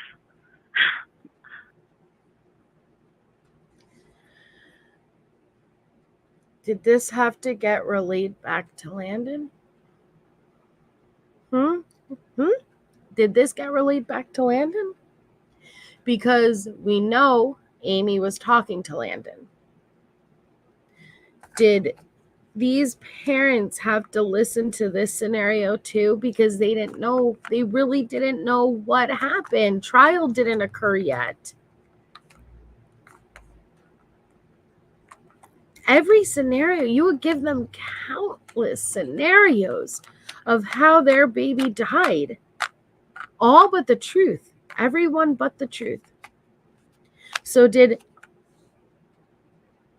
Amy hang up and call Landon and say, listen, this is what she just said? Now she has to think that there's a video out there of her child who was told to plead to their mom, to their mother, and convince her you're okay? Like, this is the sickest, lowest, this is evil in human form. This is not human at all. I don't know what this is, but this is there are no words. There really are no words. And I think, again, there are so many murderers out there and sick people who do sick things. But I think what she does, even on this level, like this, she murders emotionally. And that doesn't sound right, but like she kills over and over again on an emotional level. She does not just take her victim and their life. She then takes the loved ones and murders them emotionally. That's the only way I could describe it. And thank you so much, Elena. Elena gifted a membership. Congratulations to whoever received the membership from Elena. Please make sure to thank them. That's very kind of you, Elena. Thank you so much. It's an emotional murder over and over and over again. And I know it doesn't sound right, but that's the only way I could put it.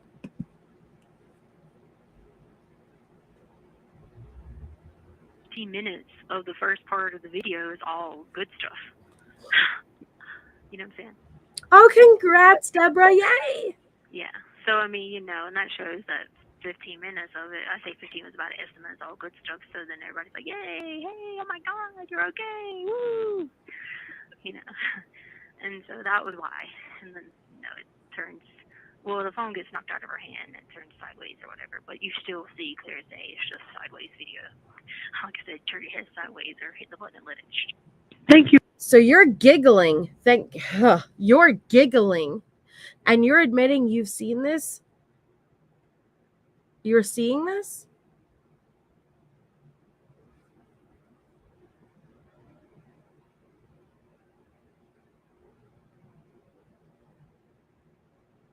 You're seeing this. You saw the video of Gannon getting murdered. Laughing, chuckling. Duper's delight. That's what we're listening to. Can't see it, but it's Duper's delight.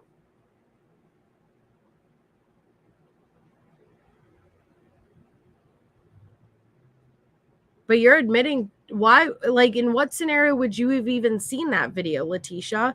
What scenario would that be? I know, Elena. We have one more call, and we're gonna push through it. And this is the last call from March 5th, and she calls Amy Lang next.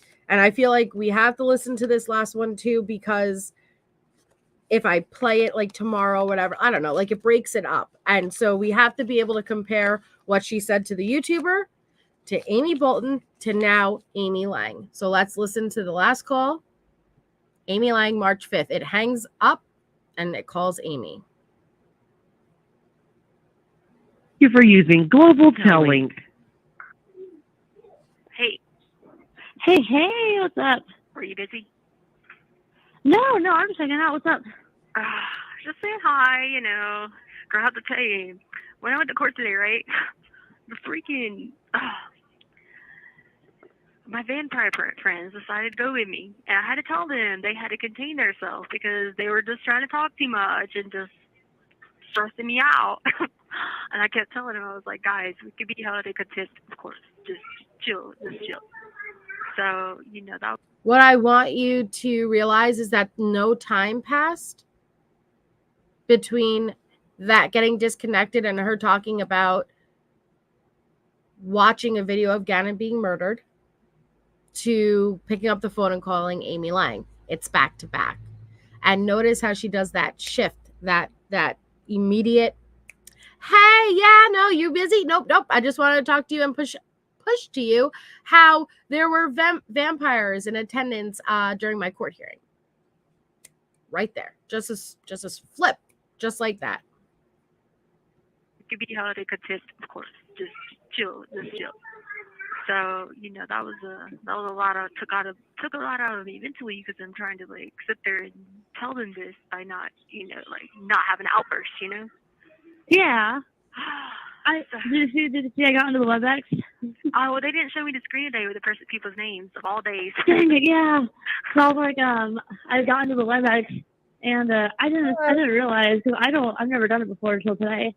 But I logged into the WebEx, and then it would show like other people coming in, and then I saw Darla Palmberg, and I was like, "Ha, I know who that is." Yeah, I logged in, I watched it. What's the prosecutor's name? Michael Allen, is that it? Yeah. I just watching the WebEx. I feel like he just like got it out for you. Do you feel the same way? Oh, of course, but it's okay because they can't beat my videos, so. He's got it out for you. Maybe you don't realize this, but the prosecutor is there to prosecute Letecia. Do you get that? So it's not about, oh, does he have it out for you? He's doing his job. He's like, that's why you have your defense lawyers, except you drop them to go pro se, right? This is not, well, it does become personal. I don't want to say it's not personal for Mike Allen, but they're there to do their job and hold Gannon's murderer accountable, which is Letecia, Amy Lang. You know damn well that's about Letecia. Thank you, Elena. Elena gifted another membership. Congratulations to the recipient. Please thank Elena if you just received it in the chat. You are amazing. Thank you so much. Okay. But again, here she is. Well, they can't beat a video. Oh, do you realize what she's doing? She's opening the door for Amy to say, what video? And so she could push. Do you see when she gets a lie and she gets an idea, she then mass calls everybody to push that lie.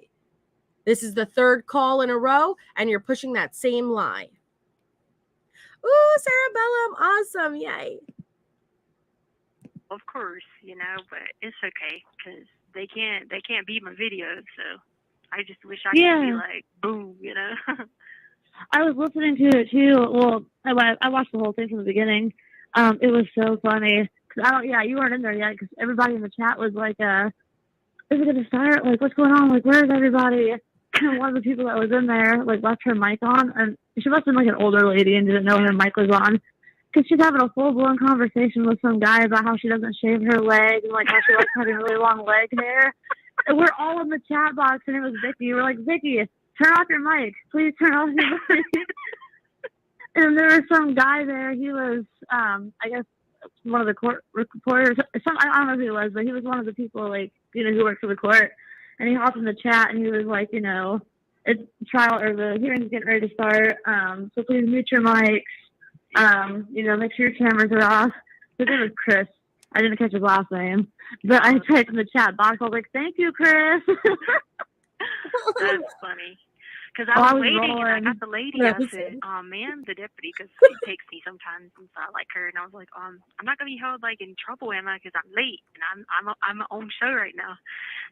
She was like, "No, it's fine." She said, "We're waiting on something else to happen because they had people." Because I went on the van by myself, but then there's 3 dudes too in the other van. Sometimes they take me with dudes, sometimes they take me by myself. So they were kind of handling this dude, and somebody had to change into clothes. So I don't know if he had trial or what. So I was like, I can't be late. I said, it's my first day. I said, it's my first day on the job, ma'am. I can't be late. And I was like, these suckers keep following me around everywhere. And I told them to stay at the jail. And she was like, looking in the cell, like, who? Because I was in the holding cell. I was like, I can't even explain. They're here. I said, don't even, just please, we need to go. Situations like that, I always tell people, just don't ask questions, just run with it. Yeah, I was like, because I was sitting there. Okay, so I got ready to sit in the one chair, then freaking Titus was sitting in the other chair, and I was just like, okay, I need to be sitting in that chair, so I'm near this guy, and then so he moved, and I'm just like, Titus? Did she say Titus was sitting in the other? Move, Titus. You're in my chair. Who's Titus? So. It's funny you brought that up, because I was actually just thinking about that the other night. I meant to ask you about Titus. Like, he had been tripping, you know, because I'd be talking to the people upstairs. So he was tripping and tried to tell me to put my head in the toilet bowl because I was talking to people upstairs, you know. So, Oh, but you did, baby girl. Oh, you did. You put your head way in that toilet. You could lick the fucking pipes. You were so fucking far down in there.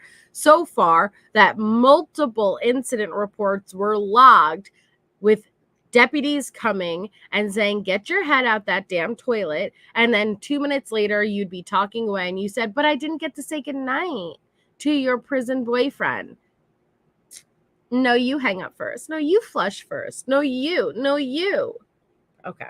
That's okay.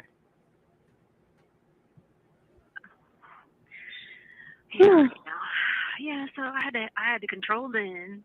And so I'm sitting there like, you know, sometimes they'd be asking me something. I'm over there like trying to get these dummies to shut up. But it ended up working out good because, you know, I was like, I thought you did really well. I watched the whole thing from start to finish. I thought you did really well today. Well, what I was doing is we had already like had the conversation because I told him what had happened about the paperwork, and so he was like, just explain it, and he was like, let's go from there. And then so he was probably thinking of what he was going to say, you know, after I said that. That's why I didn't say anything else other than saying that because I knew he was thinking of what he was going to say. But he came and saw me, and he told me he got a chance to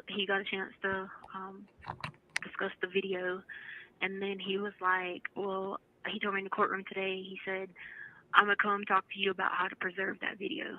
He said, so he said, we'll talk about that next week. He said, I'll tell you what you have to do. He said, because you do not have to submit it. You can submit it for trial. He said, that's it. And he said, he said, I don't care what anyone says.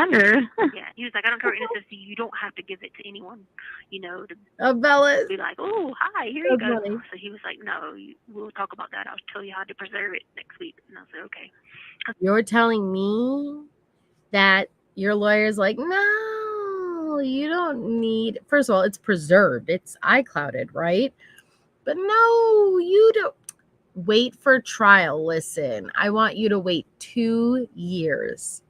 2 years away. Yeah. I want you to sit there and give up your time, your life, away from your child, with the entire world thinking you're guilty.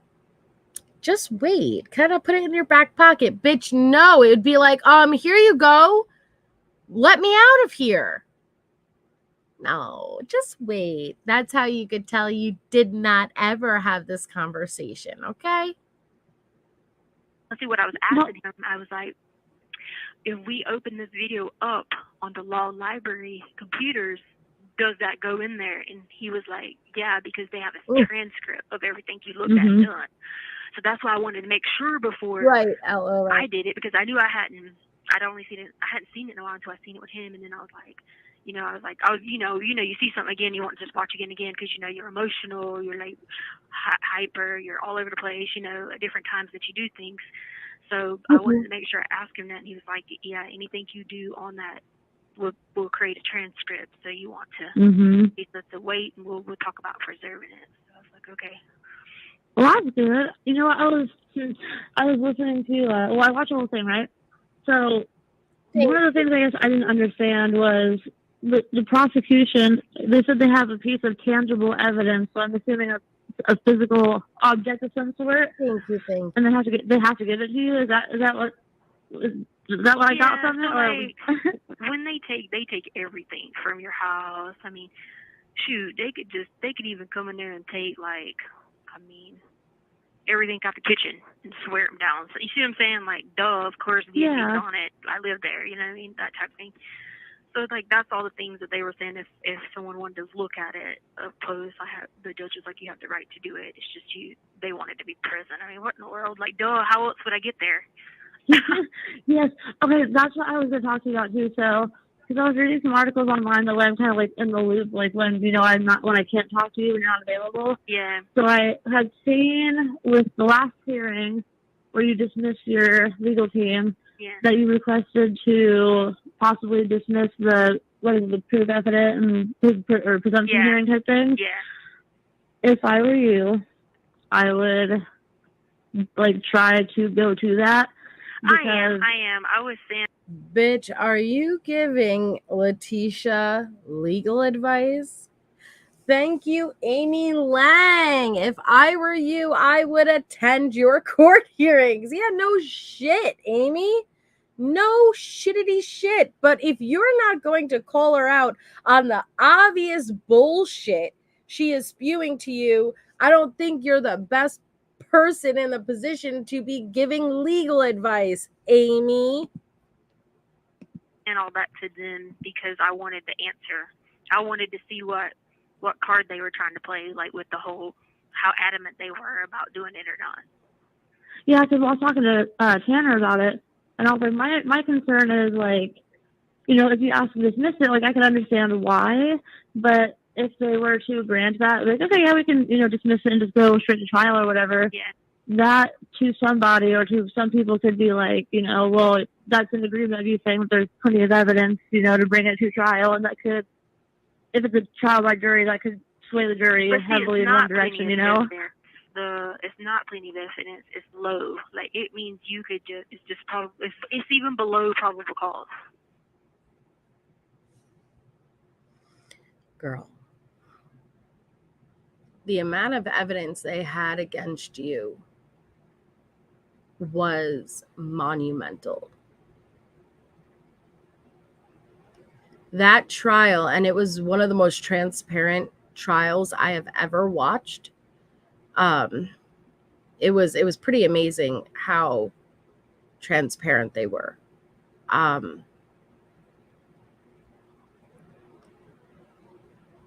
The amount of evidence they had on you,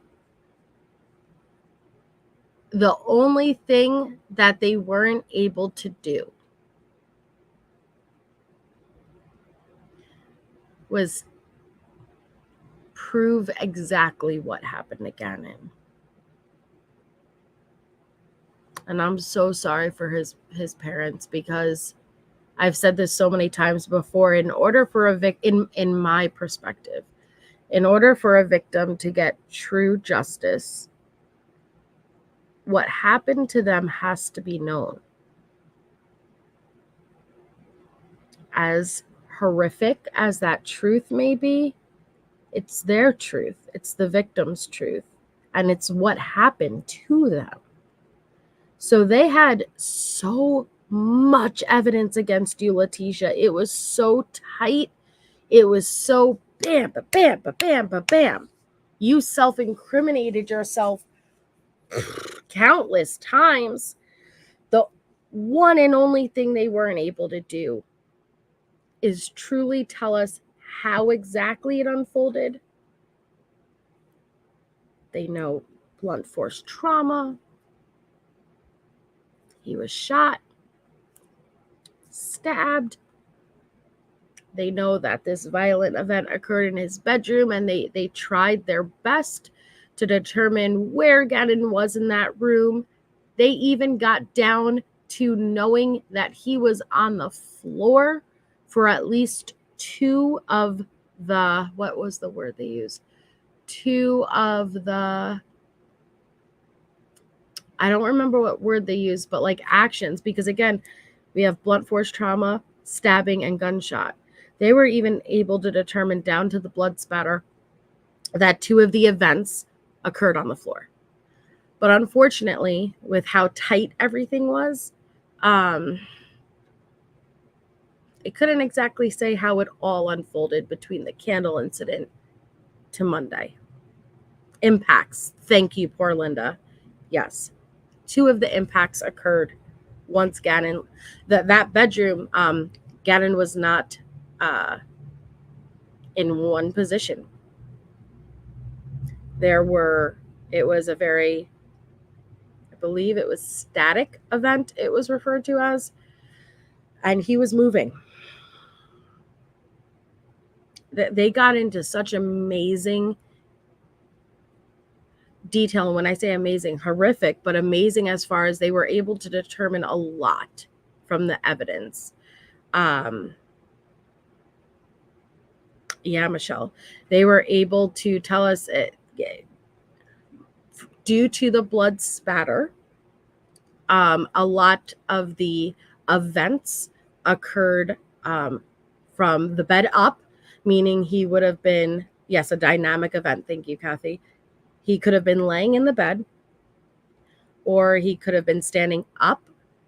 He could have been doing both, but they know that at least 2 events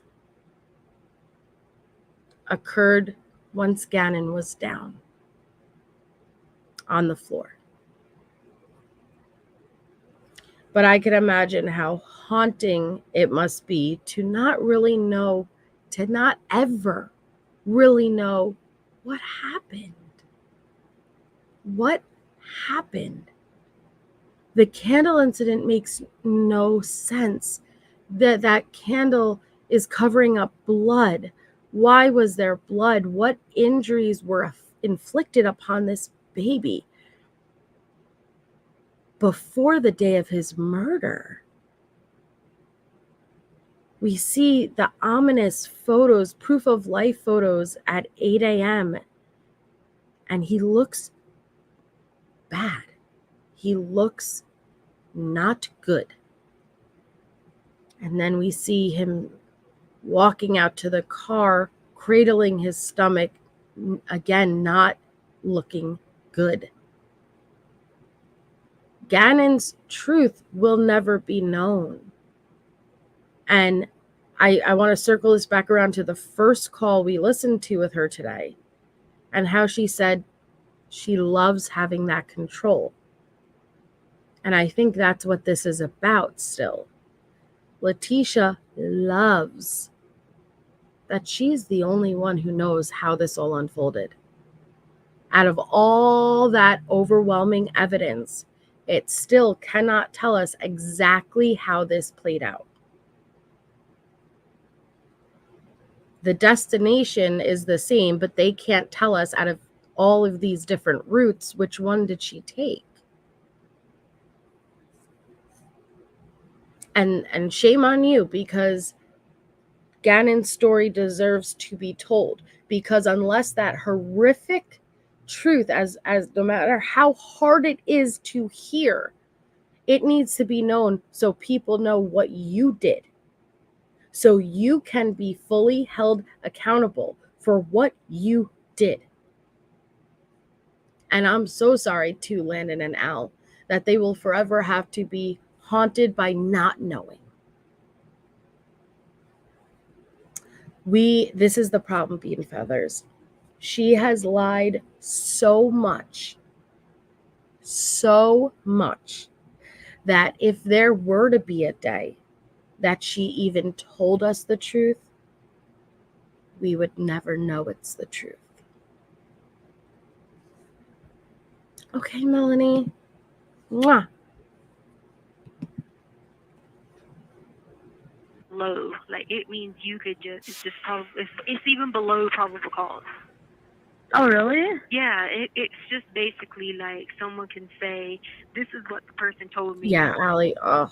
Okay, That's why that's why I was saying the only thing I gain out of that, because the media is going to be watching, so no one's going to do anything, whatever. I don't get to cross-examine them at one point of the certain things, and I don't get to gain anything out of it other than locking detectives in on their statement, so they can't go change it at trial. That's the only thing I gain out of it. I don't gain anything else, because I don't get to go back at their evidence and be like, no, blah, blah, blah, blah. I mean, if I got to be like, okay, here you go, because people are going to be like, well, you've had this video, why didn't you do something with it? Well, first off, I tried originally in the beginning to be like, hey, I tried to talk to people like, hey, are you going to help me? You going to help me? You going to help me? No. They asked, they offered, they said, sure. What happened? And you would not tell them anything unless you got a deal. Baby girl, that's not how it works. Let me sign a paper that says I have immunity, and then I'll give it to you. No. Is that what really happened, Tisha? No. Yes. No, sir. John, no.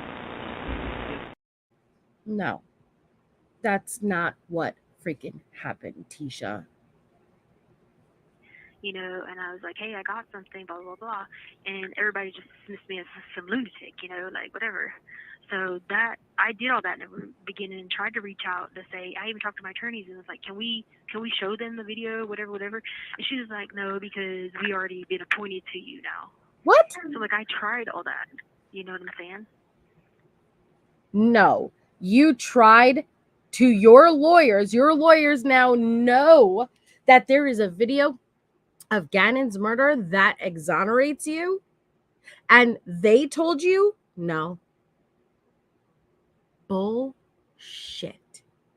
This is where you make it so obvious that you think the world revolves around you and there wouldn't be a massive concern for a murderer on the loose. You think they'd be more concerned with, no, let's just move forward with Letecia, and less concerned with there's somebody out there murdering kids.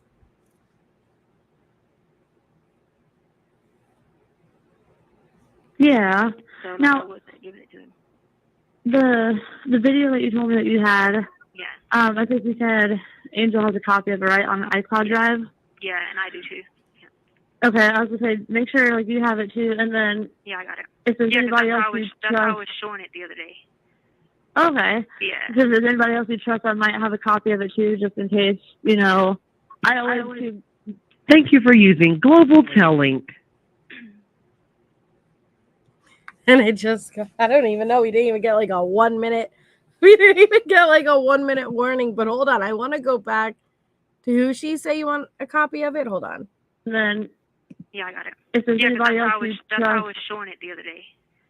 Okay. Yeah. Because if there's anybody else you trust, I might have a copy of it too, just in case. You know, I always Thank you for. Amy, were you trying to get Letecia to send you a copy of that video? Amy? Yeah, I was just going to say, I know you have it, and I know Angel has a copy. Apparently, your attorneys who know about it and saw it didn't ask for a copy. But if there's anybody you trust... Oh, that means she just hung up, Allie? Interesting. If there's anybody you trust, you should probably give them a copy. Who is that, you, Amy? Is that you? Is that person are you trying to see if she could get a video of do you know it's illegal to, even if you are in possession of that, to send it out? Well, Amy, you are her power of attorney. When you were busy scrolling through all of her Gmails, did you find a video of Gannon? No? But you know what Amy did find, right? Amy went through her Gmail, and do you guys remember the ominous email that Letecia sent Al days before she murdered Gannon? Do you guys remember that? If you guys need me to show you that real quickly before we go, I can, because I never originally thought it was premeditated. I didn't. But when I saw at least premeditated before Saturday, Sunday, but when I saw these emails, I was like, whoa.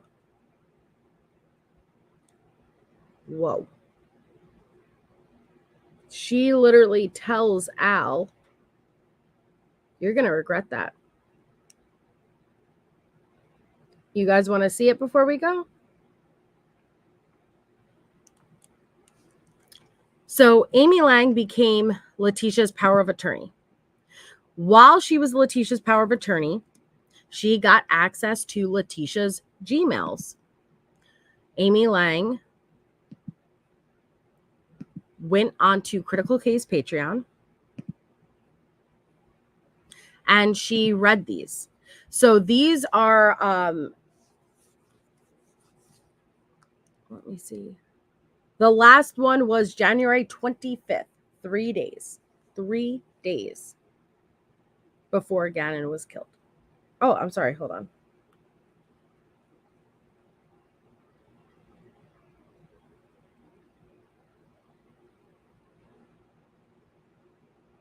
Two days, I'm sorry.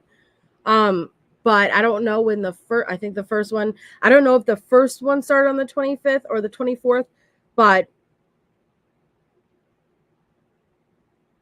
3 to 4 days. No, I'm sorry, 2 to 3 days. Sorry, I'm getting very confused.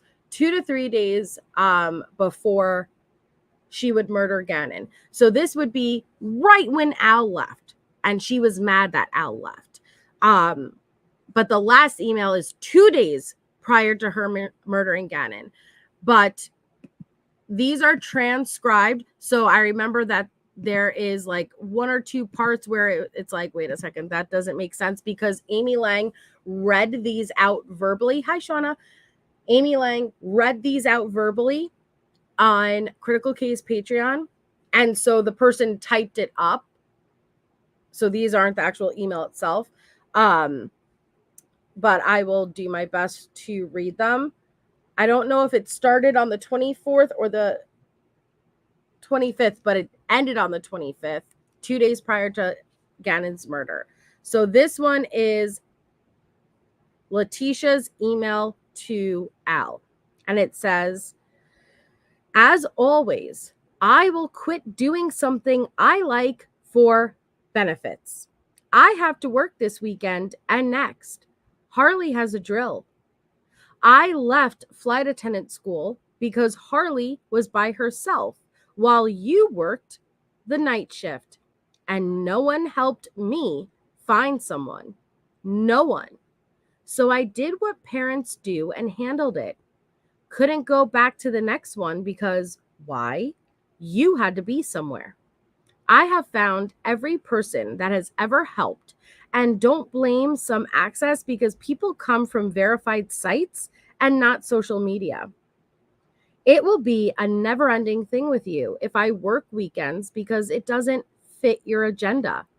Hanging up on me is not acceptable. I'm sick of being made out to be someone who doesn't do something when I am the reason you get to work the job you do and have your kids in your home, so I should be respected and treated like I am important. You knew last night was your last night in a while. Pause. She's referring to right before Al left, okay? So remember, Al flew out and then she was alone with Gannon and the kids. Saturday, Sunday, they go to the Garden of the Gods. Sunday night is the candle incident. Monday is the murder. So this is referring to the night before Al flew out, okay? You knew last night was your last night in a while, and not once did you offer to spend quality time with your wife, but you expected me to just handle everything and you play Star Wars? And don't blame me saying that I knew about this for months. Who cares? You've been going on trainings, working your days off, working crazy shifts, and I've done the majority of it all. I deserve attention and love, not just put me last. I hate that it's an act of Congress to even ask you to sit the dog out in the grass. You just assume you can pack your bag and leave a day before your flight because he left a day early. And I have to handle it because it's my responsibility, right? No, it's not just mine because I'm married to you. If that's the case, what's your excuse for your part in this marriage? Because those are your responsibilities. So get over treating me like crap and stop pretending that someone is fussing at you. It's facts. Give more to your marriage and family and less to your work, less to Star Wars, etc. It's old you telling people that you have did it all and their mama hasn't. Wrong. Get the facts straight because you are blind. Without me helping you, you would have had to quit your career or had to pay out the ass. Because in reality, I do way more than you give me credit for and lie to people claiming that you do it all. This will be the last time I give up something to cover you. I'm not obligated to, if you are not obligated to pull your part equally. So again, 2 days before Gannon's murder. Okay, so let's go to the next one. This is Al's response to Letecia. Honestly, I thank you for being open and honest with your opinions, but the truth is we just do not view family and our family structure the same way. I will not demean you for your opinions or your viewpoints. Then there's a little chunk missing because they weren't able to transcribe it. But it says something about you're overlooking a specific situation. Like I said already, I am not going to argue with you about this or any other differences in opinion. But the most important factor here is that the children are absolutely taken care of. The only thing I will say in direct contradiction is that I do not treat you like crap. We do not see eye to eye on a lot of things. One being how your viewpoint with prioritization as it relates to everyone and everything else. We have discussed this before, and I'm sure we will again. Not over email. I'm sorry you have to work tonight and chose to go into the room last night instead of spending time together. Everyone's making me choose once again between you or the family. Hopefully we can resolve these differences and move forward. Okay.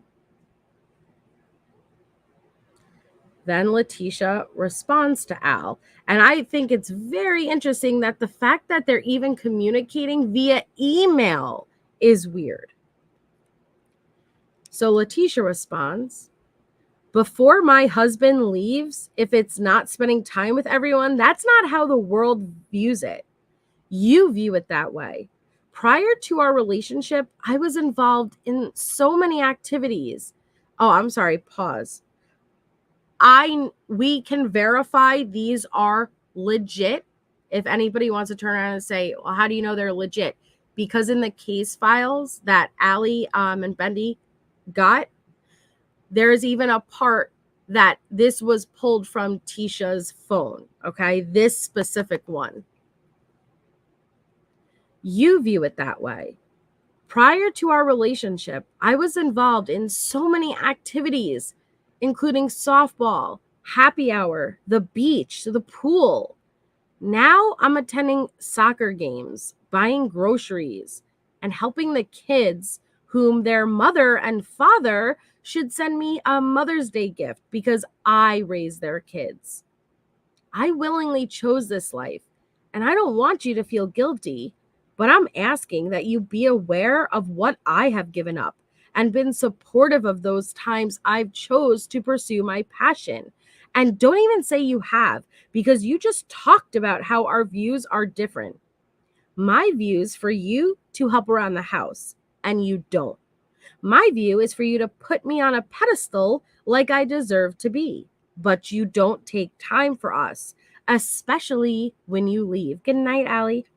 You don't appreciate that Harley and I have done more and more than any member of you or your family or her family has shown appreciation for. I don't see a member of either of your families coming to ever help when you are away, or even when I did it by myself. Not one person called to see if I needed anything or shown any form of appreciation, not even you. You say you do, but it's fake. It's a lie. Your idea of taking care of the family shouldn't be playing on the iPad. You ride your bike, you go to soccer on base, always get trips away with no responsibilities to hang. Let me leave for once, and you talk crap about how you are there being dad by yourself and treat me horrible. That's a fact. It's happened so many times. So our ideas are different. A husband is supposed to do it different because, and then again, there's a part that's like not audible. It says, your side should be our first. And when you show love, down the ladder. Watching Gold Rush on the couch is not spending time with us. Bullshit. Matthew McConaughey, Kate Hudson. That is a great night. Sorry, but it's true. Not even an hour of your time, but you want me to give you 2 weeks of mine? You have it backwards. And no, I can't go to work because it's not Harley's job that she stays here while we were gone. And she had a drill that weekend before, so it's not her responsibility. A 17-year-old to have another weekend of responsibilities. So as always, I have to stop something that I like. You may not see it, but there's a double standard put on stepmoms. We are held to an extremely high standard. And the second we screw up, someone's in our cases. The world looks for flaws in us more than they do the biological parents. There are many things I do around the house to keep our home running smoothly, and honestly, you probably don't even notice half of them. Understand, I may make it look easy, but I could always use your help. We both work really hard, and I understand when you're home, you want to relax. But I enjoy relaxation too. But if I could be in the same place as my husband that understands my perspective on the matter, my quality of life and peace of mind would be exponentially better. So again, it's Letecia thinking that she's own it all, that she does, like, she's mad that they have very gender identifying roles, that he took on the role of, I'm going to work and I'm bringing home the bacon. You will take care of our little piglets and cook the bacon when I get home. You know, she was not happy with that. Okay. Al responds again. Honestly, I thank you for being open and honest about your opinions. But the truth is, we just do not view family the same way and our family structure as the same. I will not demean you for your opinions or viewpoints, but there are some elements of truth in this specific situation that you're overlooking. Like I said already, I'm not going to argue with you about this or any other difference of opinion. But the most important factor here is the children absolutely must be taken care of. Right. Would you like Al to leave his job and not? Like, what did you want, Letecia? So, Letecia responds, please explain to me how you prioritize everyone else. Please do. You come in, you grab your iPad, you leave clothes on the floor, you wash only your clothes, you leave dirty clothes on the floor, you clean nothing. You never once make a bed or plan anything of my needs first. Never do you plan a date with me, plan any events, go get groceries, surprise me with anything, show appreciation. Bring up the kids' clothes, make sure their lunch boxes are ready, Christmas presents under the tree, and never consistent with any type of schedule. I am the consistent schedule. So where are your priorities again? You procrastinate your schoolwork and then you do it when your kids are awake and then fall asleep. Then you work nights a lot. So your priorities are jacked up for the family, not mine. That's all I'm going to say. You need to reevaluate your responsibilities and not use it as a view family different, because family just isn't taking care of children. It's also taking care of each other and helping out with the house duties and doing kind things for each other. Think about what you contribute to this family and marriage other than working, which I wrote to you. My list is over 100 and ignored and discarded. So again, she wants pats on the back for wrapping Christmas presents. You're mad that Al only does his laundry. I'm sorry, bitch. Do you want to stay home, not work? Al goes and work. The fact that Al even had to do his laundry, that's gross to me. If you're not working and your job is housewife, you wash his laundry. So when he gets home from a long day of work, he has a fresh pair of pajamas to put on after his shower and a nice hot meal on the table. But you are saying you only do your laundry. Do you want him to do yours? You're not doing anything. You're home. This is mind-boggling to me, okay? I don't understand it. So this is the final email, and this is January 25th. This is 2 days prior to Gannon's murder, Saturday. Vowed to your spouse to leave your parents and became one. So it wasn't me making you choose. You already made that choice. So maybe you might think you have family down, but you clearly skipped the idea of marriage. But okay, I'm done with saying anything else further to you. The day will come soon when you will realize it. That right there. 2 days later, she murdered Gannon. The next day, the candle incident happened. Was that the attempt, the first attempt? The day will come soon when you will realize it.